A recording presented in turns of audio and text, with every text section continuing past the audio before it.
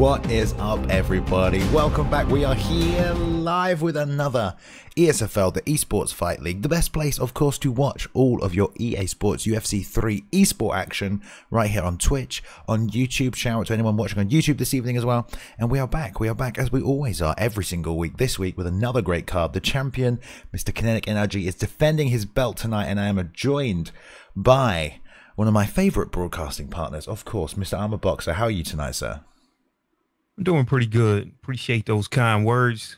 Had a very interesting weekend of the UFC, and I'm excited for this ESFL. We got a stat card tonight. Absolutely stacked indeed. And let's take a quick look at that as well. It is ESFL 45, guys. Now, I know you're going to want to talk about these patch notes that have dropped, Boxer, but if we just look at the top of this card right now, we've got Kinetic defending his title against Ducell. What a matchup that is. Ducell managing to run through 90% of the division here, but getting stopped in those upper echelon fights. So it's a real challenge for him tonight. See if what he takes to take out the champion. I don't know. Maybe. We're going to find out. Matty Ice coming back in the ESFL. After a bit of a couple of months out now, making a run back towards that title, taking on a real veteran this evening in EK Darth. Then we've got Prodigies, Letis, Suspect Zero, Suspenser, Peyton's here, Dev Raider, all kinds of good matchups.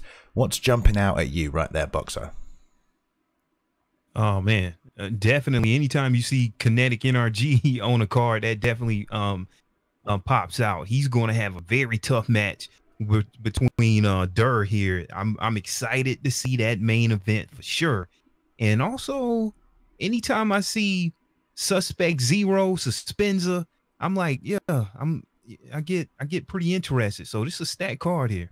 Yeah, for sure, for 100%. I mean, I think these guys have all been competing for a very long time now. If you look at the combined fight numbers that some of these guys have, I mean, Prodigies is here competing in his 21st ESFL fight tonight, which is absolutely crazy. We've got that many fights, and people just shows how many we've got in now, which is absolutely brilliant. So a lot of vets who've been keeping up with the patch notes, with the change in meta, different techniques that we've been seeing coming out. So it's going to be good. Only the best of the best, and they're competing here tonight. And I think our first matchup is pretty much ready to go right here. Yeah, let's jump right into it. We have had some changes this evening, so we'll update you as we go. But the first fight is going to be Icy Pegasus taking on Ghost, I believe his name is. Yeah, definitely. And it seems like these guys are ready to go. Seems like this is going to be a fight in the bantamweight division. Let's see if they stick with their picks here. I think they're going to be playing a little mind games here. Maybe Ghost may pick Cody Garbrandt versus TJ Dillashaw. We get that classic bantamweight matchup. It's going to be real exciting to see right here. Now, I'm going to guess you would normally lean towards Cody as well, given your kind of a style here, Boxer. Well, you know, I like somebody who's well-rounded, because if your stand-up doesn't work, I always like to have a fighter that goes to the ground when you're talking about ranked competition. So I actually would be leaning toward TJ here if it was for me and my pick. I don't know what Cody's stats are from the bottom, but I don't think they're so. They're probably like an 89 or something, maybe a 90 or something. Yeah, no. So his Cody Garbrandt has a top game of 89, so it's not that bad. Yeah. Bottom game of 88. So yeah, you're more than sufficient on the ground. I think you can, Cody. Yeah, but ideally you don't even want to take the fight there. Exactly. TJ does have that well-roundedness. You have all those techniques. We've seen him used really, really well here in the ESFL many times. Just mixing up kicks to the body, kicks to the head, jumping front kicks, all kinds of crazy stuff that you have in your arsenal as TJ. Also, you got that switch to the body with that lead leg, so lots of good, solid techniques. You can really mix up any kind of attack you want. You can fight well going backwards as well. We've seen that with TJ, but Cody, I like the Cody pickup. You can chop down those legs, just take advantage of that power stat, sit a bit still on your base, try and throw that rear uppercut, left hook. And we're just waiting for these fighters to begin the fight now. I hope they realize that the world is watching, Boxer. We're just gonna wait for them to pick. Yeah. Yeah. So one thing with TJ, this guy is loaded with perks. He has 5 perks: Headhunter, Untouchable, Workhorse, Marathoner, and Desperate Measures. His Marathoner is at a level 4, so you're going to get a increase in stamina generation by 7% while you're moving. So with TJ, you always want to be moving around And with that headhunter, if you land roundhouse head kicks to the head, you get a +3 power attribute because that's a level 3. So TJ is always very dangerous, and likewise with Cody Garbrandt, he has four perks himself, and I always like fighters with heavy hands because he has a by +4 for all of his hooks, on top of a base power stat of 96, as you can see right there. So whenever you're throwing hooks with Cody Garbrandt, we're talking about possibly 100 level strikes if you're able to land a hook, which when you take in consideration the heavy hands. So this is this is it's a very classic matchup here. I wouldn't necessarily say it's the classic grappler versus striker, but both of these guys are very well rounded on both the stand up and the ground. So it's pretty even here. These guys go ahead and select Ghost. If you can hear us, we ready to go, and we can get this thing going. For sure. And I think, with Cody as well, you have all those boxing combinations, right? You can go like 2 hooks to the body and up top with 2 hooks to the head, or you can go body, head, head, or head, head, body, body. So you can really take advantage of those hooks in quick succession if you can sort of corral Icy into a position where you can trap them against the cage and, dig in, set up a lot of that body head work. There's a lot of freedom of movement and elevation changing when using the boxing attack of Cody, which makes it really nice and fluid. You can really open up and just feel your strike. And also, if you're Icy, you're playing DJ, you gotta we don't even know if we're taking Cody here. We've spent this whole time talking about Garbrandt. We'll see what he picks, but there we go, looks like Cruz pick, switching up with Dominic Cruz. So that's even, I mean, with the head movement with Dominic Cruz, if you know how to use his signature head movement, you can be really tricky here. And so because he has untouchable level 5 increased head movement by +5 in the first round. So you have this crazy head movement when Dominic Cruz is fresh in the first round. So I want to see if he's able to utilize that Ghost. And because Dominic Cruz definitely is also just as strong.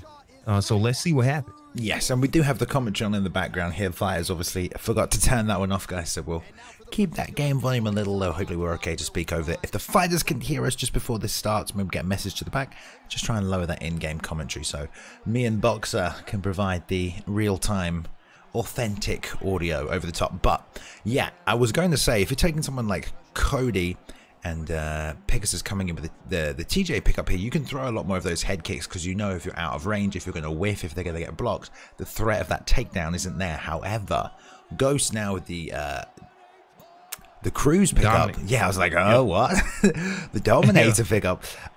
He does have a good top game. He has good takedowns. You have a really good ability to mix that all in, so you can't maybe get as liberal. My lips are not working this evening. Liberal with your striking game, your outside kicking game as well. So he's going to have to watch that threat of the takedown. We'll see if it's incorporated into Ghost's attack here. But I don't have any stats on Icy, but I know that Ghost is here competing. This is his second fight. Ranked number 113th right now. 0-1 in his first match, but going to get the win here tonight. Hopefully look to move up the board, but we're ready to go. ESFL 45. Red gloves, Icy Pegasus. Blue gloves, Ghost right here. All right, let's go. Let's see what they do with this new meta, new patch, new day. Let's go. All right, 1-2. They both come out of the box swinging. Yeah, applying the feet right there. Ghost is on Cruz.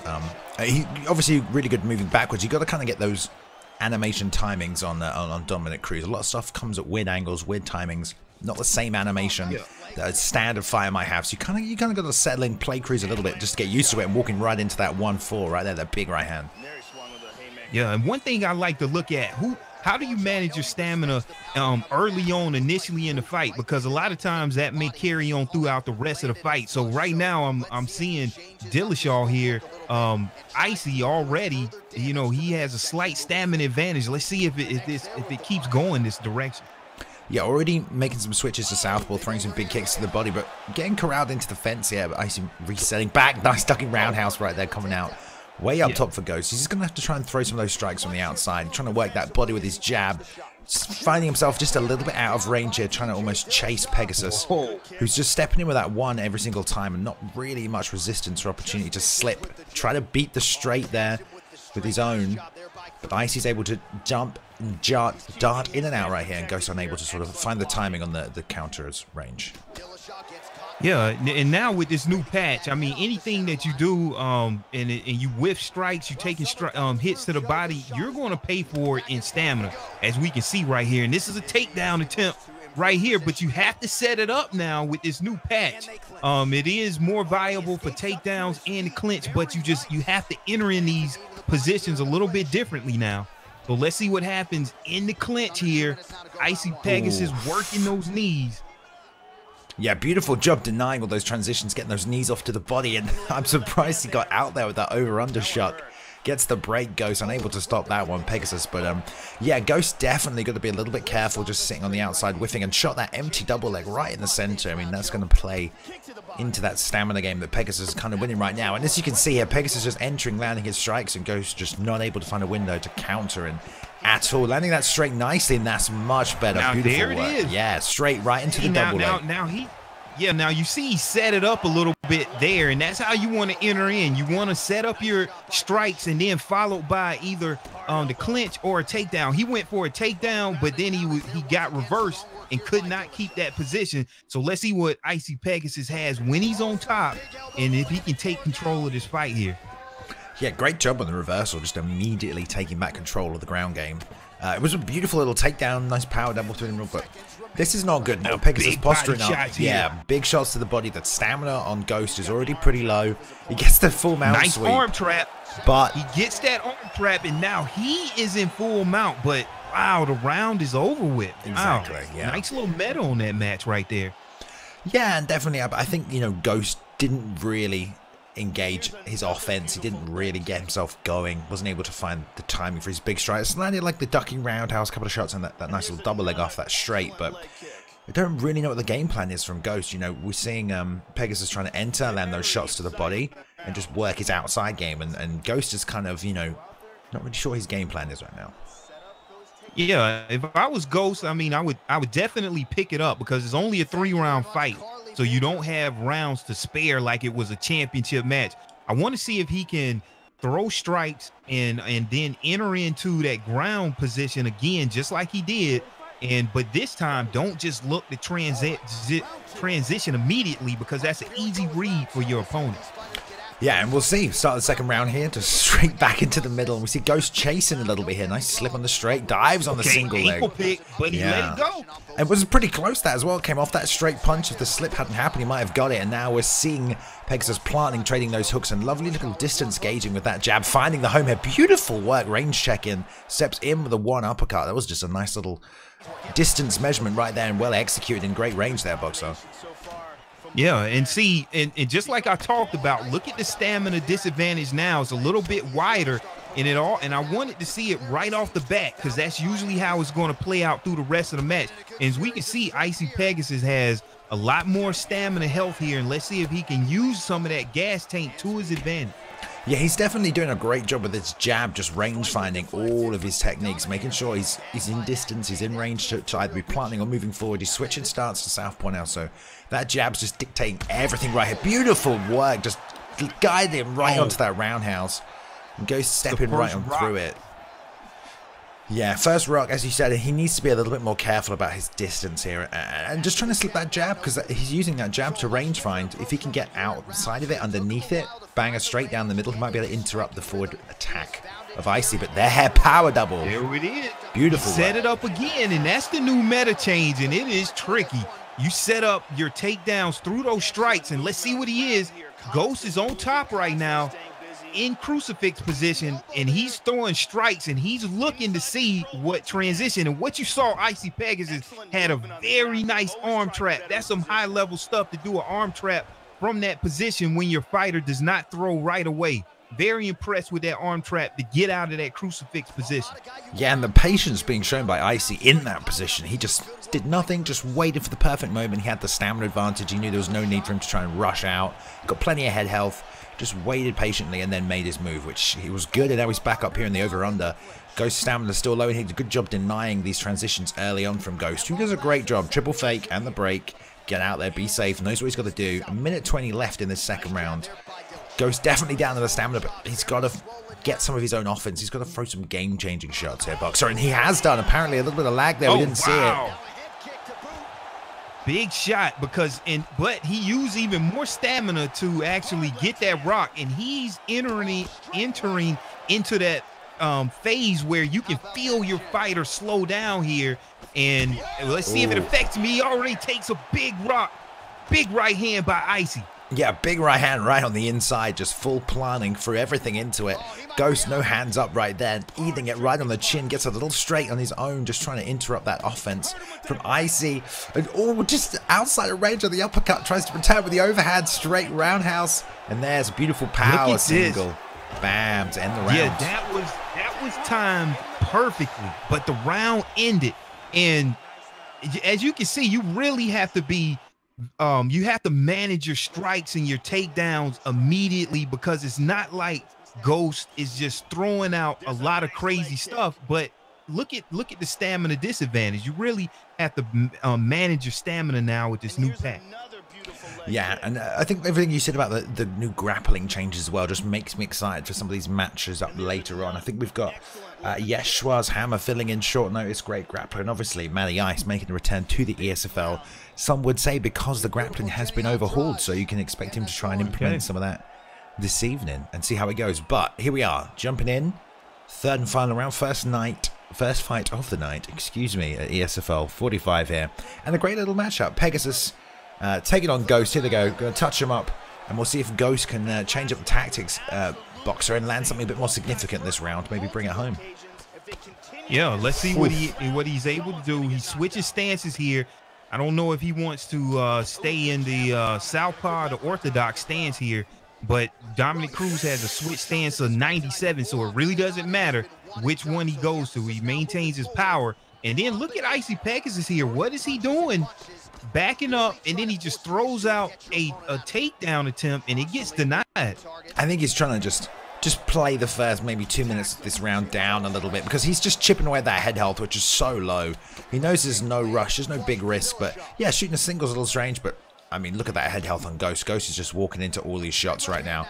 A little bit too aggressive, but he has to be, right? You have to be. If he wants to win this fight, he's got to find homes for it. But that right hand there has been there all night, and he lands it again. Big right there, and the block breaker through. After a 4-punch combination off it. Roundhouse for the finish. What a beautiful combination. Wow. And that's one thing that I see in the new patch. You don't have to always have finish your opponent from that rock state. We just saw it wasn't necessarily a flash KO, but he got hit by a big kick and he just crumbled right there on the spot. And that was a nice KO by Icy there. I mean, man, I didn't expect it to happen that fast in the third round, but when you don't manage that stamina, one strike can just end the night at a moment's notice like that.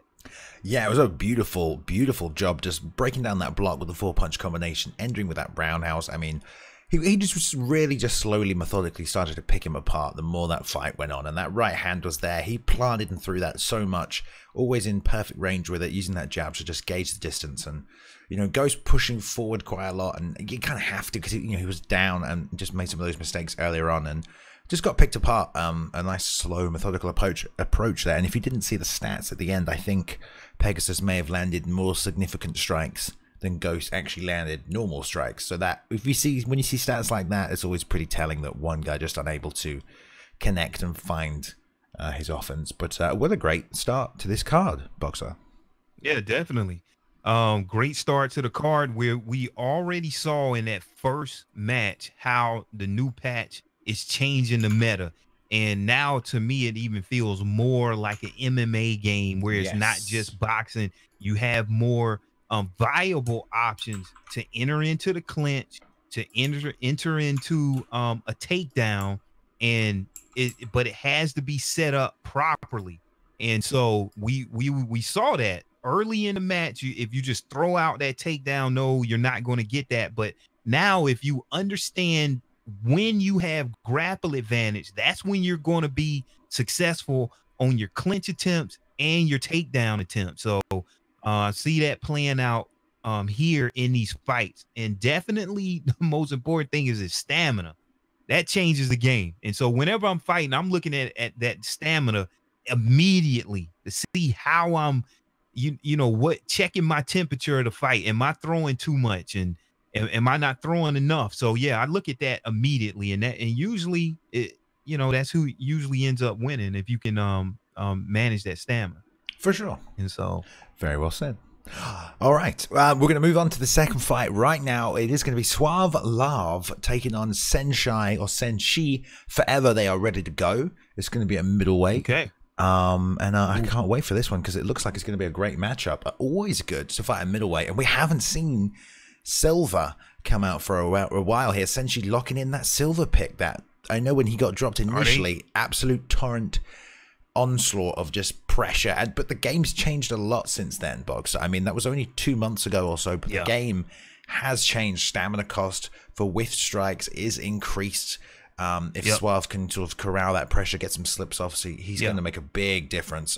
But like you said, it's pressure game is still very viable here, I think, in this current meta so far, as we've seen, but we'll see how it changes.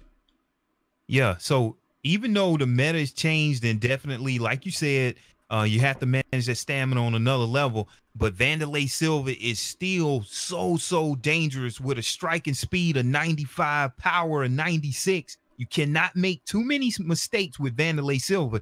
Anytime that I fight a Vanderlei Silva, I understand that his Achilles heel to me is actually through his legs, because if you can get your fighter to switch stances, he has a switch stance of 80. So whenever they switch to that orthodox, that southpaw stance, now he only is going to maintain 80% of that power. And that's how I'm able to like mitigate any type that striking speed and that power of Vanderlei Silva. So let's see if Suave is able to utilize some of that tactics in this fight, or is he just going to stand and bang with Vanderlei Silva, which in my opinion is not the best idea. Yeah, this is assuming Senshi comes out with that aggressive style. I mean, you can kind of try and slow the pace and pick people apart with Vanderlei a little bit, but you really have to take advantage of those raw attributes, that power, that speed, and sort of, overwhelm and swarm your opponent. Excuse me. But yeah, you got to imagine if you're fighting a Vanderlei, generally, the first half or the first, third of that fight is going to be pretty intense. It's going to be non-stop, and you're going to have to just try and deal with the pressure, the constant attack. But we'll see how Suave does here today. He might be able to get some slips off, might be able to rip that body, use his leg kicks, like you said, some teeps down the middle, just try and keep I don't remember now because it's a last minute notice off him, essentially. All right, they're getting right into it, and whenever you got Robert Whitaker, it's no joke. These guys come out, they're showing a sign of respect right here, and they're getting right into it. Big body shot right there. You don't want to take those. And look at that. Look at that. What that pivot lunge right there. That will gas your tank also. Yeah. So you got to watch out. Sorry, just quick question. Do you have audio for this fight, Boxer? Because I'm not getting any through. Yes, I do have audio. Okay, right. We might have to make a quick adjustment here just to make sure. Then we'll do a quick thing. Please feel free to commentate for us just while we try and fix this.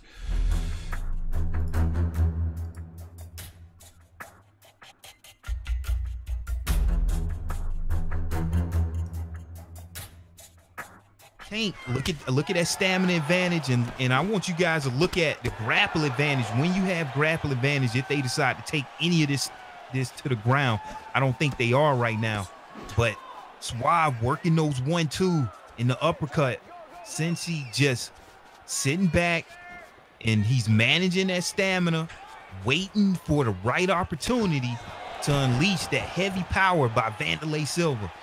We are back now, and we have audio, which is fantastic. And I've just been informed that Senshi is actually Yeshua's hammer. So Hammer, typically a grappler, but not here right now, throwing those 3 hooks. On there it is, just like you said, jab, rear uppercut, left hook, firing right down the pipe through the middle, breaking down that block of Suave as well. And like you said, really waiting for the opportunity, which is wise here. If you're not going to straight blitz, find them counter opportunities, those little 3-punch combos you can land at the perfect distance. And that jab 5-3 is something we've seen a lot recently, a great little 3-piece right down the middle. And Suave got to be careful about walking onto that, because that's kind of what he did right there. Yeah, he definitely waited until that right moment, unleashes combinations, and it doesn't take much with that power of Wanderlei Silva, like we said. And look at him. All right, so he showed his hand right there. He looks like he wants to enter in that clinch for some reason, through a combination followed up by a clinch attempt that was missed. It's always good to mix up your aggressive tactics, or your attack, I should just say. But yeah, clinch attempts here. We'll see if it does go there, who will win this clinch battle. We know that the Hammer's very well versed there. Suave has only had 2 fights. This is his 3rd fight. He's 1-1 right now, ranked 85 in the world, showing up tonight. And I like this methodical approach now. This is more relaxed state. This pick apart on the outside, jab into the lead hook, just work it. Nice straight 3 right there.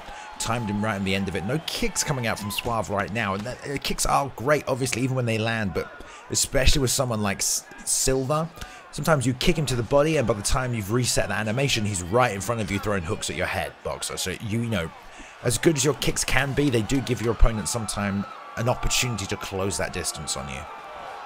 Yeah, definitely.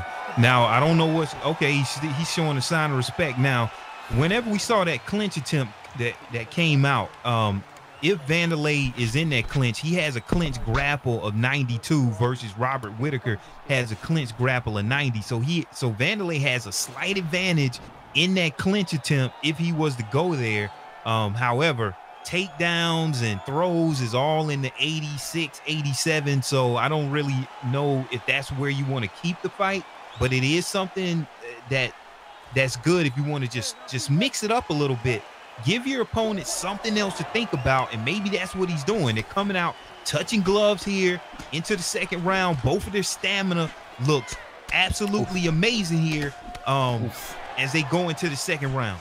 Yeah, and I'm just watching Hammer or Senshi here just wing these hooks so close to Suave, who's done a great little job there. 1-2. They've got the lead uppercut right in there, picked apart from the outside. Firing off these little precise needle strikes here is Suave, using Whitaker on the outside. And he's finding a little home for stuff, and Senshi's doing a good job not getting too reckless. You know, being patient. Nice little slip out, but eats the roundhouse to the same side. Beautiful work. Jab into that lead hand to the body, and Suave really sniping from the outside now. Going to start chipping that stamina away, and this is what he wants. Steps in with the 1-5-3 as well. And Yesh or Senshi here has to find a way to fire off another 3-punch combination. Wait, sit on it, find the timing, find the opening after Suave's attack, and not get pieced up on the outside. Yeah, I'm seeing Suave, like you said, finding his combinations here, and it seems like he may be finding some, getting into a rhythm here. That's what I see. And look, he also switched over, big overhand. He switched up to the southpaw position, just showing your opponent a little something different. And since he needs to actually back up and find his new rhythm and his adjustment in this fight, and see if he can grab this 2nd round back. Yeah, he's doing it as I'm saying it. Yeah, I think Suave ate a lot of damage on that left leg as well, so maybe that's part of the reason. But 100%, it does cause your opponent to make those adjustments. It changes up your offense. It changes up your go-to strikes from different sides, which means head movement, has to make an adjustment for your opponent. But he's doing a great job utilizing that lead hand now. That lead hand to the body, that lead little right hook is getting it in there nice and tight, and he has a little bit easier time landing it now. He's in southpaw. So there's also the big body kick that we're going to see. Did a good job standing stationary, firing that off that time. And there he's going to get his leg kicks off of himself, and it's catching him on the way in here every time. That Senshi is stepping in. Big combination there. I'm seeing Suave just he seems a little comfortable here, and he knows what he wants to do. He knows when he can strike right now based upon what his opponent is doing. He's leaving his legs in a little bit, but I don't think it's hurting him right now. I would have to give a slight advantage in this round. The Suave seems like he's landed more of the effective combinations, and he's doing a good job. He's doing a real good job feinting on the outside here. Suave as well, feinting, pulling out that jab from Senshi, and then following up with little counters, outside leg kicks, things like that. So he's doing a real good job just feinting that distance, not always initiating. Right now he's just stepping in, eating that 1-2, but this is double fake right there, and through the 1-2, trying to find time, fake straight to the body, came back with a hook. So lots of little fakes right here, just pulling out the offensive Senshi. And, you're going to do more damage if you hit your opponent while they're trying to hit you, and there's a beautiful job landing the uppercut with the lead hook as well. No rock this time, but I like Suave's mix-up of his offensive game from the outside. He's jabbing, then he's jabbing to the body, then he's throwing kicks as you're stepping out. It's really, really good. Yeah, both of these guys fighting a real technical fight here, and coming into the third round, I expect their stamina to still be in good shape for the last and final round. And I want to see who gambles here, because both of these fighters have a lot of power, and if you're able to chain together a couple of combinations, you can get a rock and possibly win this match. But it's going to be who rolls the dice here. And look at that good head movement by Suave here. He's able to pick off that jab of Cincy and land a nice counter straight. Oh, beautiful. Oh. And there he has been waiting on that since he landed it in the first round. The 1-5-3 rear uppercut into that left hook. Beautiful job rocking him. Suave stepping in, standing stationary and catching him. Perfect timing, which is what he's been trying to time all fight. But you got to think, he's got so much stamina here, Boxer. To have this much stamina of Vanderlei, you expect a little bit more aggression to go all out, but almost I feel like he's unable to commit and pressure forward because Suave is doing such a good job from the outside. But there's that lead hook again. Oh my God! Do you see that? Just a small slip to the right with a counter straight out of nowhere, Balin. What just happened there? I think there was an overcommittal there from I can't remember everybody's name. Wow, Vanderlei Silva has a chin also of 95. This is very surprising. Let's see what happens here. He slips and hits him with that counter straight out of nowhere. But this is what happens in that second round. We got to remember all of the head damage that Suave was doing. And whenever your head is hurt, then out of nowhere, especially in the final rounds, when you're taking a lot of punishment, a slip with a counter can be devastating. But I was not expecting that, because Vanderlei Silva has a toughness of 99 and a chin to 95, and out of nowhere he gets flashed, just knocked out. So, yeah, I mean, I think he had taken a little bit of damage before that exchange, and sometimes it's almost you take that damage and you want to sit out and reset, but you try and re-enter and catch your opponent, and then it was within that small exchange. So obviously, like you said, that cumulative damage from the sniper-like style of Suave, just picking him apart, adding up, not really sort of like a big shots moment really where he was landing these big shots consecutively, but definitely just consistent damage over time in that second round with the high power of Robert Whittaker. Someone like that can just bury you down, just wear you down, and just, you know, add up that damage like you said. And essentially just re-entering right there after already getting hurt and not having enough health to continue. So thinking about it, looking at that replay, whenever you move your head and you throw a punch, this is what Cincy did originally, and it's a vulnerability window. So he took a lot of damage, and he moved his head, bringing his stamina down, throwing a punch, getting that punch slipped, and then Suave able to land that punch. And I think it was a perfect storm for all of that stuff happening, the cumulative damage, and actually slipping an empty slip strike from his opponent just KO. That's, I mean, yeah, technical. And man, great job by both of those fighters. Technical match. And this is the game being played at its highest level. So great job by both of those fighters. Can't wait to see them again. Yeah, for sure. I mean, that was just a real nice patient approach by Suave. I mean, we've got all kinds of strikers here at the Esfl. You know, you got people that like to pressure, people that like to rush, and definitely we have a fair share of people that like to pick you apart from the outside, expose your weaknesses, make reads. And Suave did some great work with that jab. You could see almost every other entrance was led by the fake jab, just trying to either pull out some offense and counter, or just, you know, open up different sections of the body. And he kicked the legs. He did a good job just mixing up his attack as well. But we are ready to jump on to the next fight. It's going to be Declan taking on King Zaya. I believe here we've got a nice vet deck. This is going to be 7th fight, 83rd in the world, taking on King, who is unranked right here. This is his first fight in the ESFL, Boxer. Oh wow! So we got Declan and King here. How is King on rank championships. Is this how did this get matched up? I believe he's very highly ranked outside of the ESFL. Okay, got it. I'm sure we'll get a little bit more info in the back, but he may be from another promotion coming on over, making the ESFL debut here. So we'll see. We've had a lot of people come over from other organizations, former champions, and really show what they're made of here, stepping into the ESFL for the first time. And Declan, you know, no slouch. 7th fight in the ESFL, has got 2 wins to his name, slight losing, you know, stint 2 and 4. But you know, it's about getting the time in the ring and the experience. You're going to get that 1 fight every 2 weeks, and he's been here for at least 6 now. So 7th week of and appearance for Declan, and taking on King, and it's the debut, man. ESFL is always nervous. It's always a little nervous, especially if it's different promotion. You're new. You're fighting someone who's been here before. Declan does work behind the scenes with us here for the ESFL, so always give a shout out to him for his great work behind the scenes with the fighters as well. But we'll see how this plays out. Great matchup as well. Yeah, definitely looking forward to seeing how this one plays out. And with Conor McGregor, we already know the MO here. Striking stamina is an 89. Overall, his stamina is an 86. So you definitely want to employ the tactics of working Conor McGregor's stamina, because if you can control his stamina, then he comes to an average fighter at best once you get his stamina down. Before that, most dangerous fighter in the game, hands down. So initially, you have to be very weary of that power for Conor McGregor.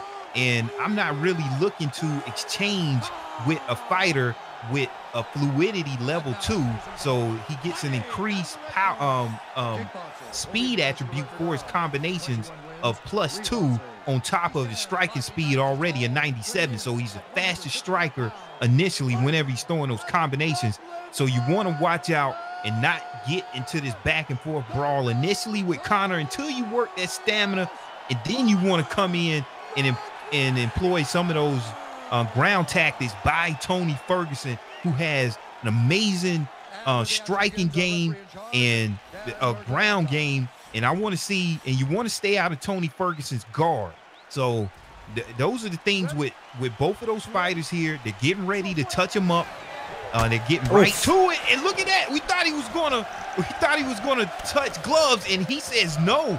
Hit him right with that kick to the head, babe. Yeah, beautiful job. I've fought Declan, and he loves the side kick into the side kick to the body. It's something he uses, create distance, uses a bit of a shield from the outside to let you know what his range is, and that hand plant roundhouse as well. And his Conor McGregor is no slouch, and we'll see here if he's going to sit on the outside and play this sniper game, which Declan usually does, because you can walk forward and just apply that constant pressure, like you said.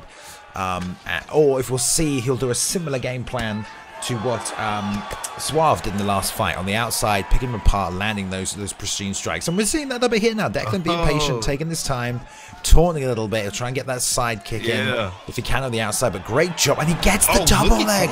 Beautiful timing by King. Shots it out there. Yeah, I was gonna say with Tony, you can shoot them single legs with Tony. It doesn't matter if you don't get them, because you can pull guard really easily from sprawl. But that double leg came out beautifully, and he's got this half guard on top here, and now side control box. All right. So Tony Ferguson, no slouch on the top. He has a 94 top game here, and this is where he wants to keep this fight. You see, he didn't elect to get right back up because he's comfortable here on the ground with Conor McGregor, because Conor McGregor, his bottom game is only a 86, so it's not that great. So stack guard position here, raining down big shots to the face. Have to do something here to kick away out here. And this is King making his debut in the blue gloves on Tony Ferguson right here, and showing some good grappling pressure from the top. Beautiful job. Declan having to readjust here, find a new way out of this position. Declan, no slouch on the ground, but on the bottom here with a Tony on top of you, it's not easy to find way back to your feet. This is going to be tough, especially whenever you're blocking these transitions, which also got tuned in the next beautiful final update. But look at this. He's able to get the reversal, and now he's on top. Declan, believe it or not, Tony Ferguson is he's more powerful on the ground, on his back, than he is on the top. Yeah, because his top game, like we said, is a 94, but his bottom game is a 98. So he's dangerous on the bottom, off his back, and this is a smart move to get up. You don't want to be on top of Tony. Yeah, for sure. I think it may be one of the higher bottom stats in the game, and you can't let him hit that rubber guard. But Declan doing a great job back to the feet here, trying to set up that defensive wall again. Oh. Now planting and trading a little bit on the inside, and King willing to step into that trade, that chaos. But like you said at the start, Boxer, he's trying to take that stamina down. He knows he's going to make him throw, but there's a big left hand. Now Declan decides here to talk trash here instead of jumping right on his opponent, and he's that confident with his striking with Conor McGregor. Let's see if he can keep this fight on the feet where he's confident. Yeah, the stamina difference isn't that great, but gets another single leg to end the round here. And I like the sniper-like approach from Declan. You know, he's going to be able to conserve some stamina fighting that way, but they saw a little bit of pressure towards the end of that round from King, just making him work, making him fight. And if you're playing King, you know, that's a perfect round really against Conor. You took a bit of damage, but not that much. You didn't get rocked. You've kind of brought his stamina down a bit. Yours is down too, but that's okay. A little bit of takedowns, mix it up. So that's kind of, you know, it's an okay round. That's kind of what you want. It could have got a lot worse right there for King. Plus he got those takedowns, so he may have even won that. But Declan going to have to make these adjustments.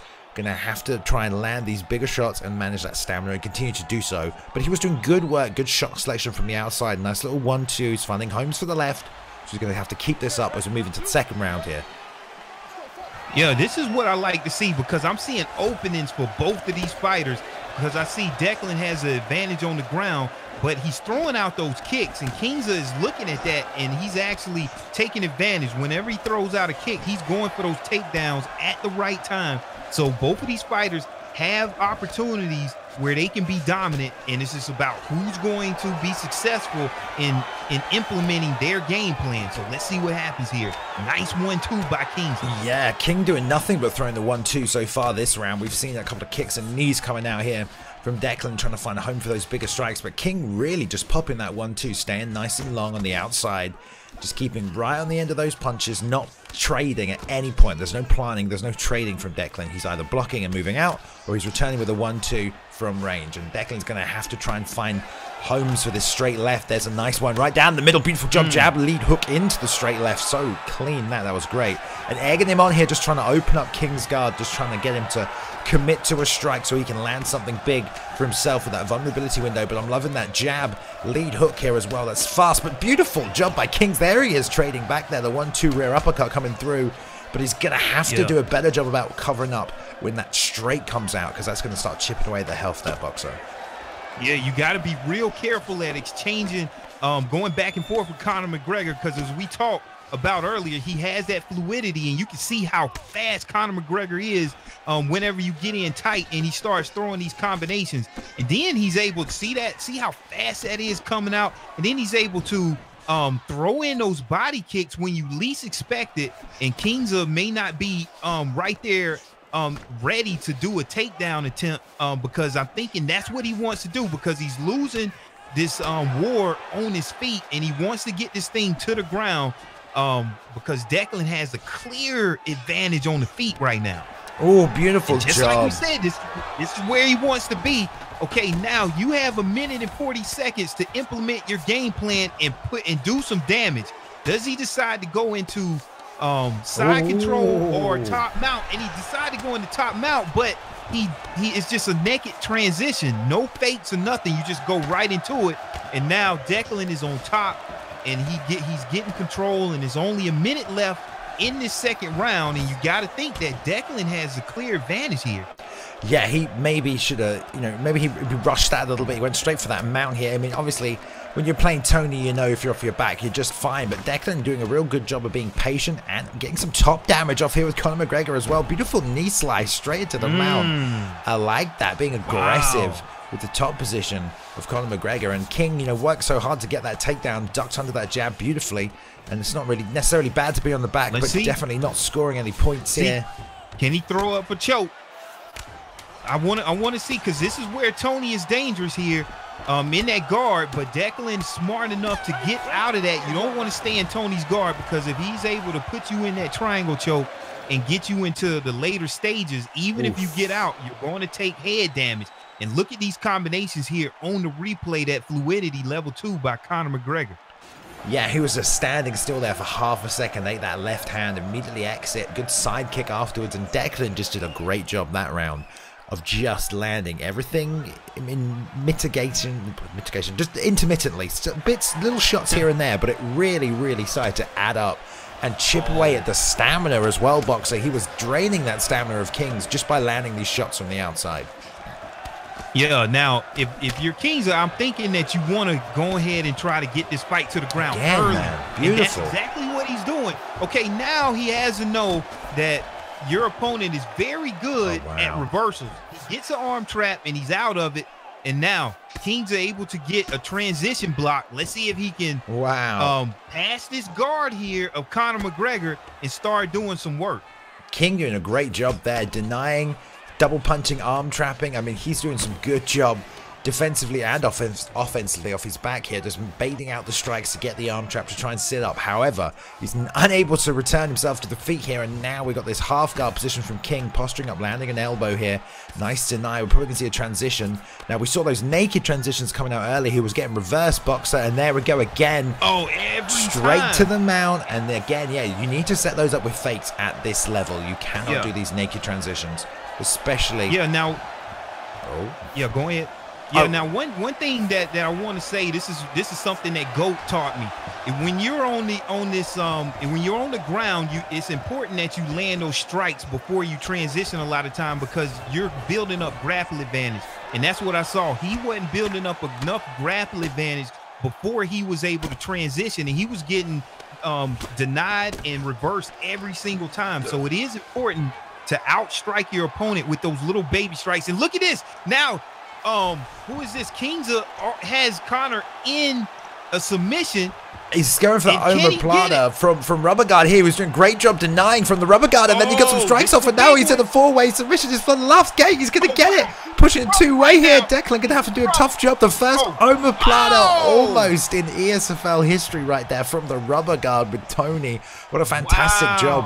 Holding that position. King showing off that rubber guard skill right there. 2-3 transitional denies before he snapped on and tried to sit up for that omoplata, and Declan just able to squeeze out in the fifth and final stage of that submission, and wisely straight back to his feet, Boxer.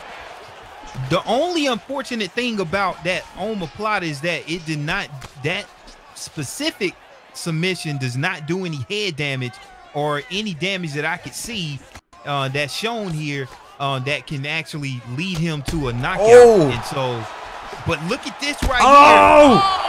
Knockdown. Oh, beautiful work, and that is not good right there for King, who eats that beautiful straight lead hook, I believe it was. Reversal. And then he ate that head kick, but here we go. This is what he wants here.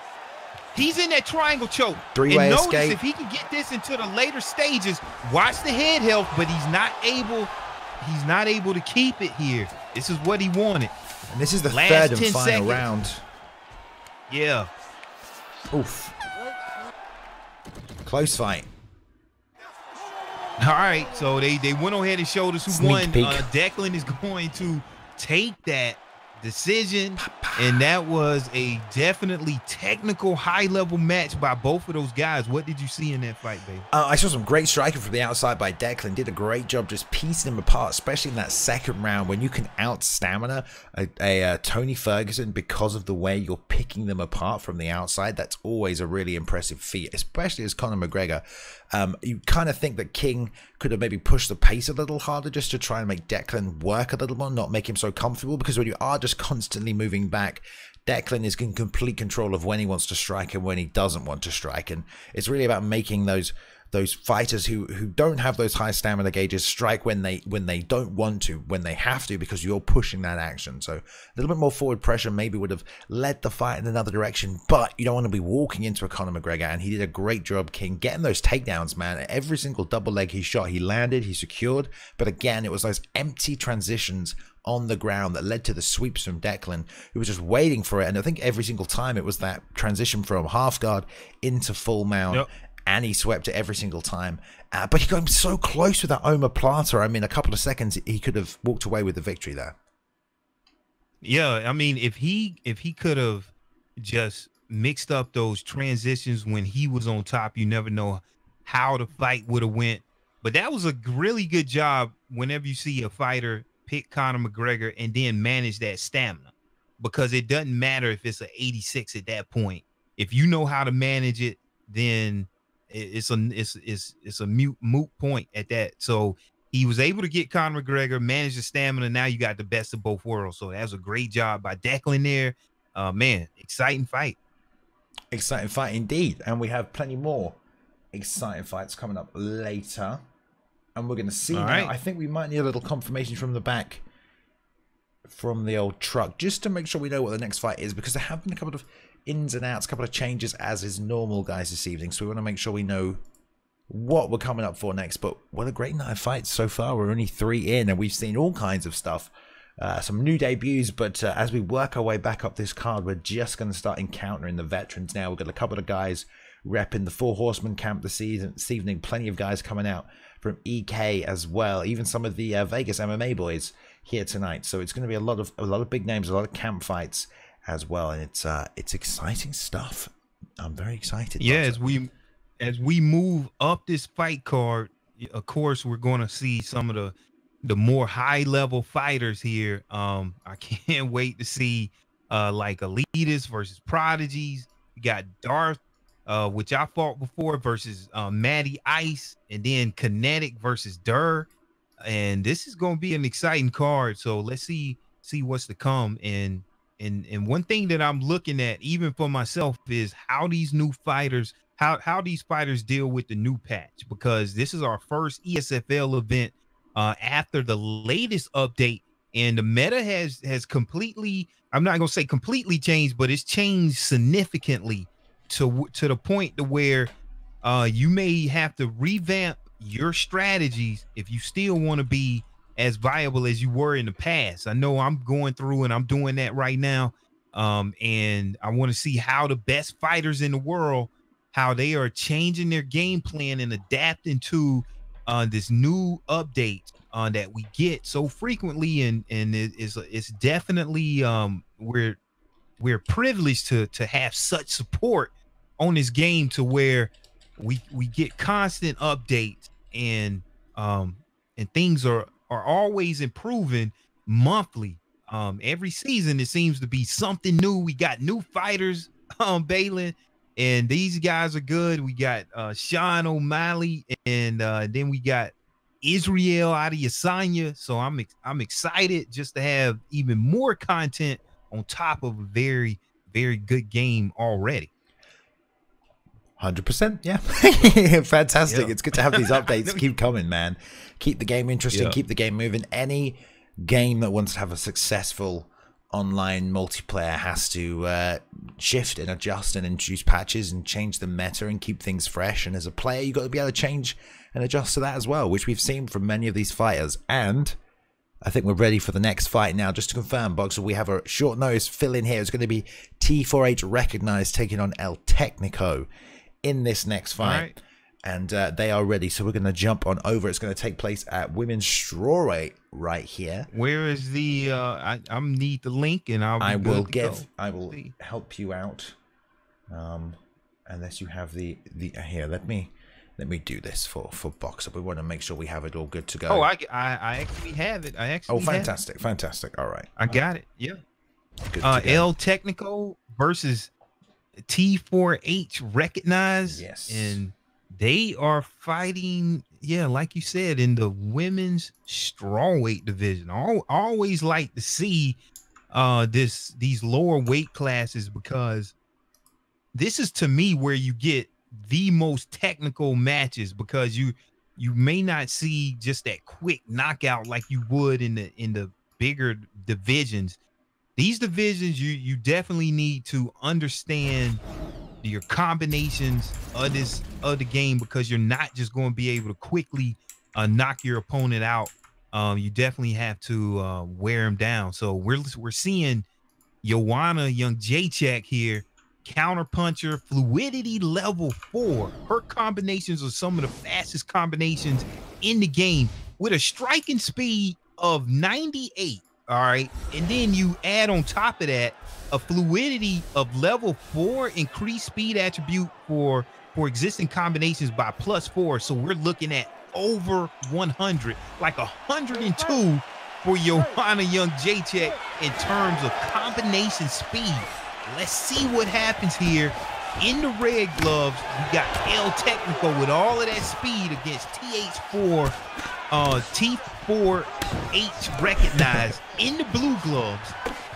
We want to see for sure what happens here. Recognize snatching up that takedown already from that kick that was missing now into the full mount, but I think it's willing to point out here. Recognize scheduled to fight later on in the card. We had to fill this fight in on short notice. Recognize currently ranked number 11th in the world, taking on in the red gloves here El Technico, who's only had one fight in the ESFL, so this is number 81 fighting the number 11th guy in Recognize. So we'll see how El Technico can do after one fight against a veteran. This is the 13th fight or 12th fight, I believe, here for Recognize, with a record to 7-4. So Recognize on this top position, securing.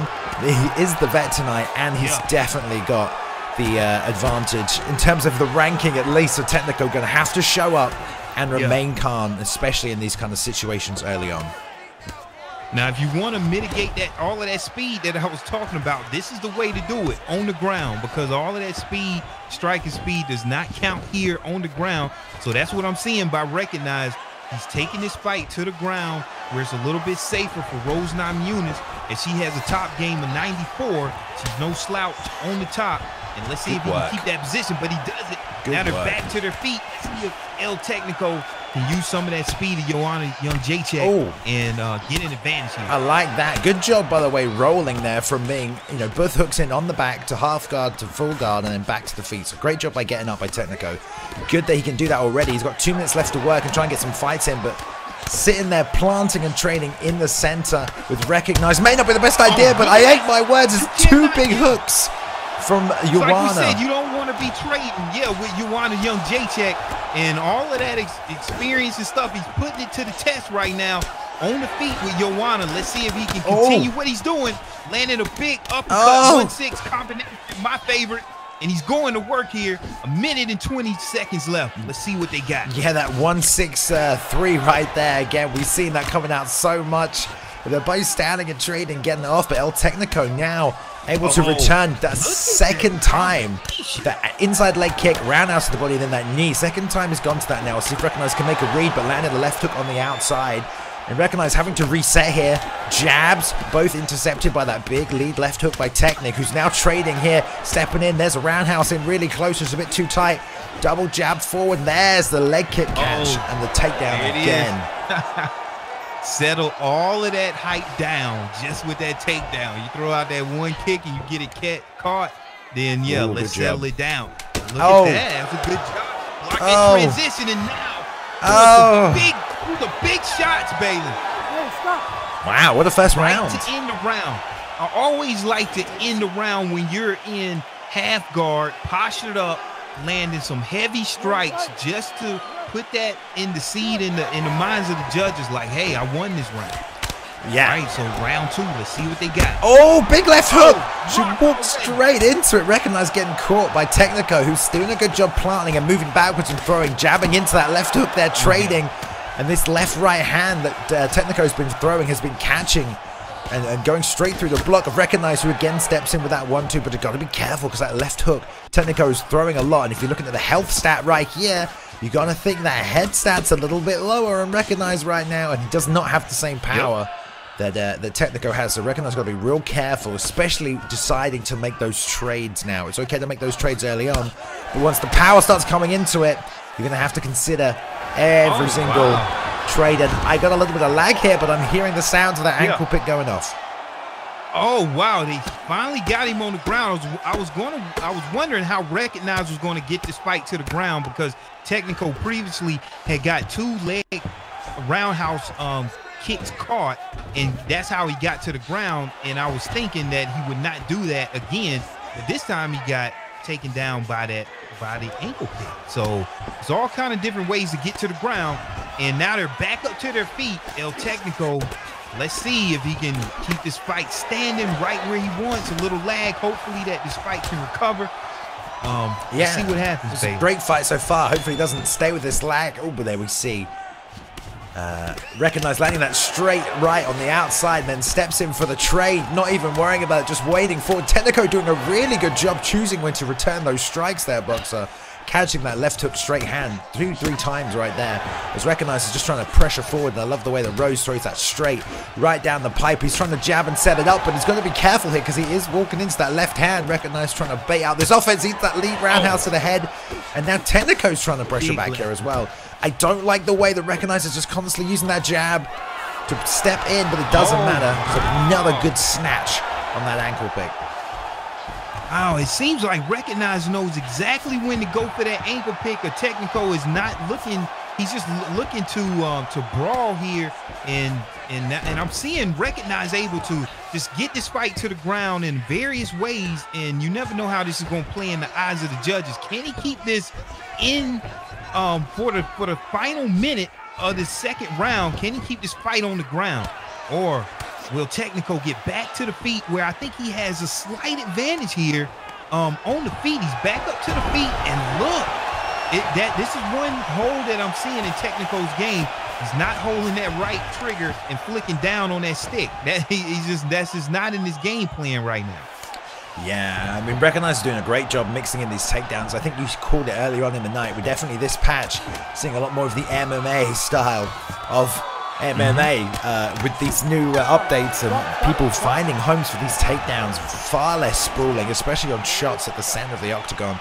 Ankle pickers really added some diversity over the last few months to your takedown offense. And we're seeing blast doubles with your opponents coming forward, and we're seeing 2-3 ankle picks right now. I Recognize who's timing them well, but steps in with the jab again, right into that range, and there's the head kick. Gonna almost take out Recognize. Okay, now this is one thing that I'm surprised.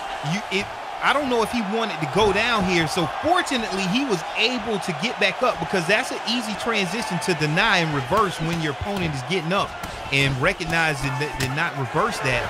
But yeah, Technico, I'm thinking if he knocks Rose Namajunas down, then he doesn't want to go on the feet. He don't want to go on the ground with her again.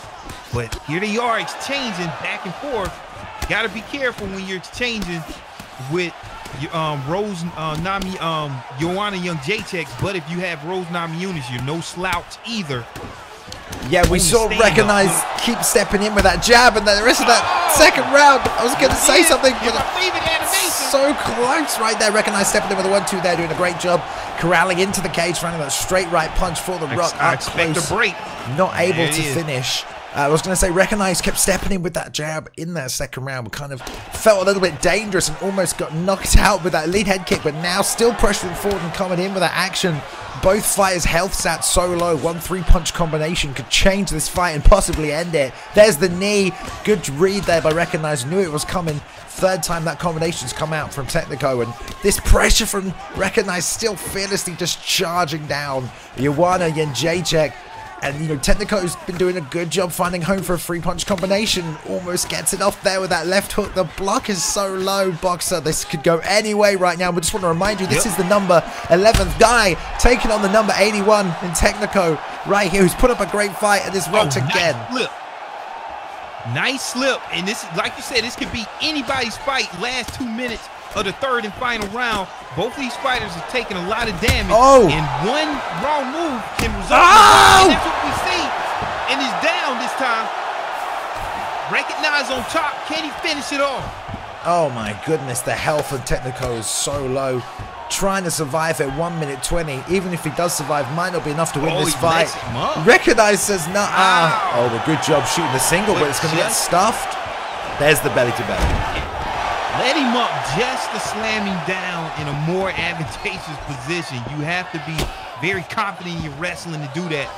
Into the final minute of the third and final round, you got Recognize working the ground game, and he's right where he wants to be, postured up in that full mount position, dropping bombs, Bailey.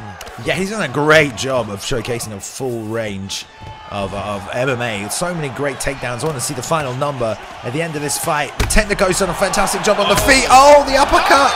That's going to be it. Wow, got caught ducking down or shooting a takedown right into that uppercut. Anytime that happens, that is lights out, night over, fight done with. And that's exactly what we saw. Going in for that takedown, landing that right uppercut to end the night in spectacular fashion. I mean, it's kind of strange that that he decided to shoot that takedown. I don't think he'd shot a takedown all fight, and there's 10 seconds left. I don't think it's going to help him, but I don't think it would have made a difference ultimately anyway, whether that fight got finished or not. I think Recognize had it in the bag, but so close there. Recognize getting that striking tested this evening.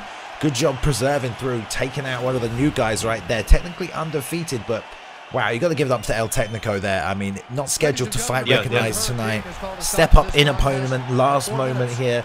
Props to Recognize for taking the fight as well. Not really going to get much by winning in terms of ranking, but for certain, getting to put on a full display, represent the Four Horsemen here tonight. And Recognize, man, showing some good striking, good forward pressure, but Technico managed to catch him a few times, and final number here, 3 takedowns. Great matchup. Yeah, wow. Yeah, like you said, it's a good job by El Technico. First fight in the ESFL. Those ESFL jitters are for real.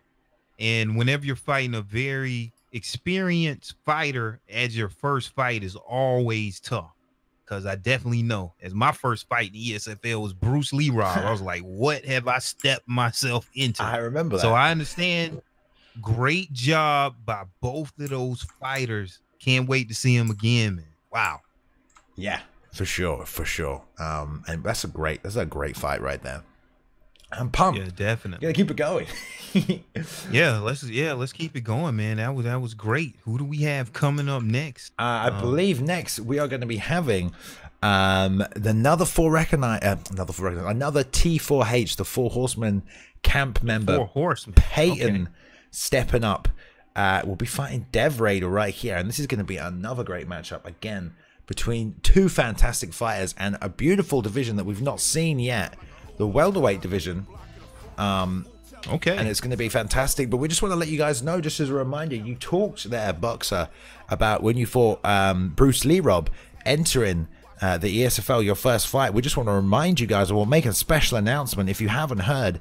The next ESFL card following this one is going to be a super special card. We're going to have a staff card next Sunday. That is right. Yeah. Staff members from the ESFL, some of the people we've been seeing behind the back, will be fighting the man, Mr. Z Hunter, or Zayna, as people call him. Zayna, the organizer, the president of the ESFL behind the scenes here. He's going to be fighting.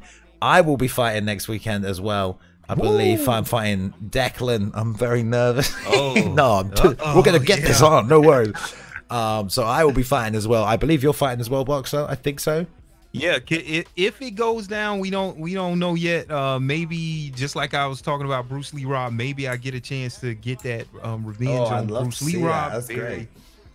Yeah, man, very, very talented fighter in Bruce Lee Rob.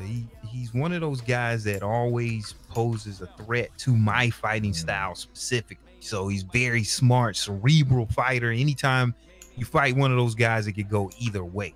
So yeah, never know. Yeah, when you're fighting, Bruce Lee Rob, sometimes he'll just say, you know what, I'm just going to try and knock you out, and he'll just run at you and swing. Yeah. He's like, okay. Yeah.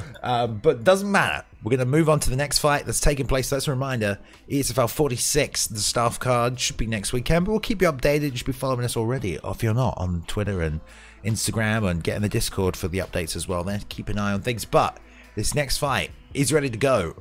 Peyton, repping the Four Horsemen camp, is going to take on Dev Raider. And they are in the lobby ready to get this thing on. And this is going to be a great matchup here because we've got the number 55 guy in Dev Raider, 2-0, never lost so far. 2 is not that many, but it is difficult to stay undefeated here. 2-0 is good. 3-0 looks even better. 55th in the world, Dev Raider taking on Peyton, another Four Horsemen, 3-7-1 here in the ESFL. So had a few fights, but in a good camp, probably putting in that work. We'll see if he can pull out a performance tonight. Yeah, so this definitely, I always like looking at Tyron Woodley, one of my favorite fighters, but it's like a love-hate relationship with the way that the character is tuned right now.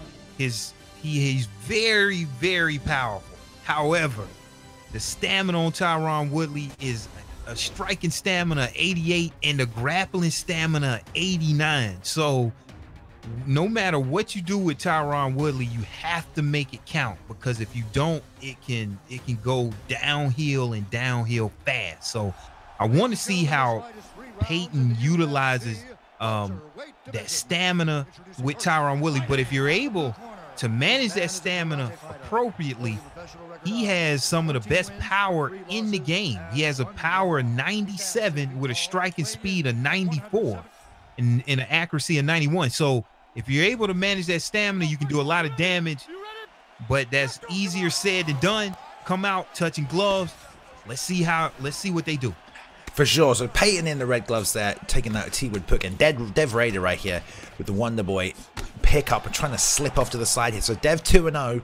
Great striking so far in the Esfl, already on the back foot. Looks like he's going to try and play this counter-fighting game. Peyton wisely push him up to the fence. I love it. Shoots a single leg, grabs the high crotch into the power, and snaps down in side control. Animation.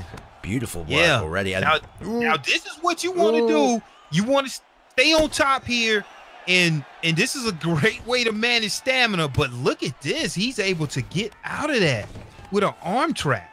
I mean, good job by Dev shucking that position. Do not want to be there in the first minute of the fight in a crucifix position with Tyron Woodley on top of you. And Peyton wisely just grabbing that takedown straight away. Barely threw a strike. Didn't have to. Going to conserve that stamina as much as possible. And nice little single leg attempt against the cage to secure that takedown. Nice and safe, wise, and going to just slow down the speed of Thompson. Dev just snapping off those fast punches here as well, but trying to trade with Woodley, maybe not the best idea.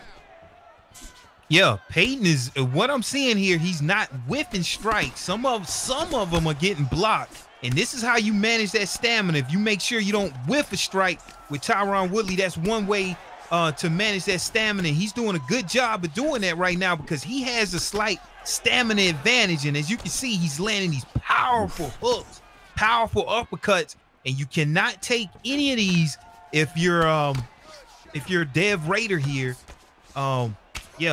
It's going to be a long night. So let's see if he's able to keep up applying his pressure with Tyron Woodley. And he gets his first whiff right there. But he still is maintaining that stamina advantage here, and it's late in the first round. Oh, nice front kick to the face, stepping in for that single leg. And he did whiff a little bit on the 163 as well. And then he, only able to land 2 jabs that both got blocked, then stepped in through that one uppercut that did get pull counted by Dev. So Dev doing a good job, as you said, trying to bait out these strikes and whiffing them. But Peyton is trying to lead with that jab from the outside, which makes it a bit predictable. Look at this. Yeah, he's going to try and pull that double leg. He gets it, pulls the hips out. Great job by Dev Raider securing the position. And it's very, safe, way to secure that takedown, as it is in MMA in real life. Shooting in the center of the octagon is much harder than backing your opponent up and driving through that power double against the cage. You see Johnny Hendricks do that all the time.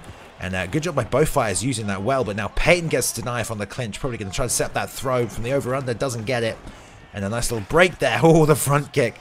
He's probably going to try and shoot this single again here. But Peyton's done a pretty good job managing that stamina. Nice work from Dev. Good timing on the strikes. Good understanding of just speed and animation time. That's about the best you can do with a Tyron Woodley pickup. With that stamina coming out of the first round, you're going to gain a little bit back now. So is your opponent with Stephen Wonderboy Thompson, but you're doing pretty good here. He took a couple of shots to the body, but I'm thinking that, with that takedown, securing it, getting the crucifix position, he may have the slight advantage on that first round. Not sure. Definitely wouldn't leave it into the hands of the judges. Let's see what they do. Come out touching gloves. Big body kick immediately right there.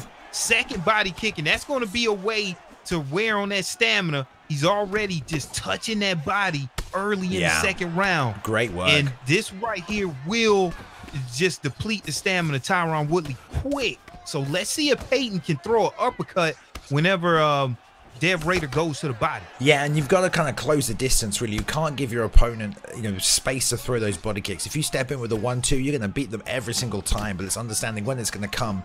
Dev doing a good job disguising it mid-combination, as well as just throwing it out there, but he ate a big left hook right there as Peyton stepped forward, beating him to that kick. And the great stuff on this takedown here, going to ride this top position. The over-under's coming back up. We will not have the advantage in the clinch here. Wisely, he broke earlier, goes for the double underhook palmer.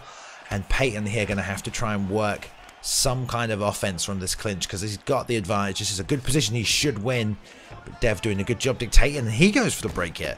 But like you said, these body kicks are going to do real work for him going through this second round. And I was going to say the teep worked well in the first, coming back through it right there, right down the middle.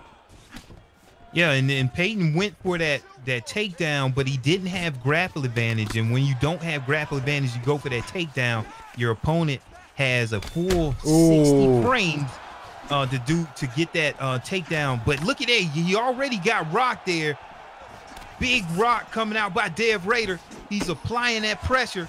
Let's see if the Four Horsemen Peyton can collect himself, get a takedown, or land a rock back of his own. We still got 2 minutes to go inside of the second round. Yeah, he was doing a good job of really making Peyton reach for those strikes. He jumped in, that big left hook right there. He's seeing him doing it again. He sort of jumped straight into it.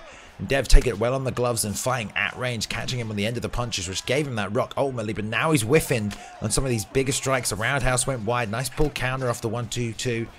And Peyton here is going to have to find a better way to close the distance than just jumping in with his shots. But he's doing a fantastic job managing that stamina. There's a great little step into range. Left hook, right uppercut. And now he's doing a great job just keeping the pressure on with the jab, assaulting that block of Dev, who's going to have to start moving his head soon because that block is not going to be able to take that 1-2 or that left hook coming back from Peyton right here.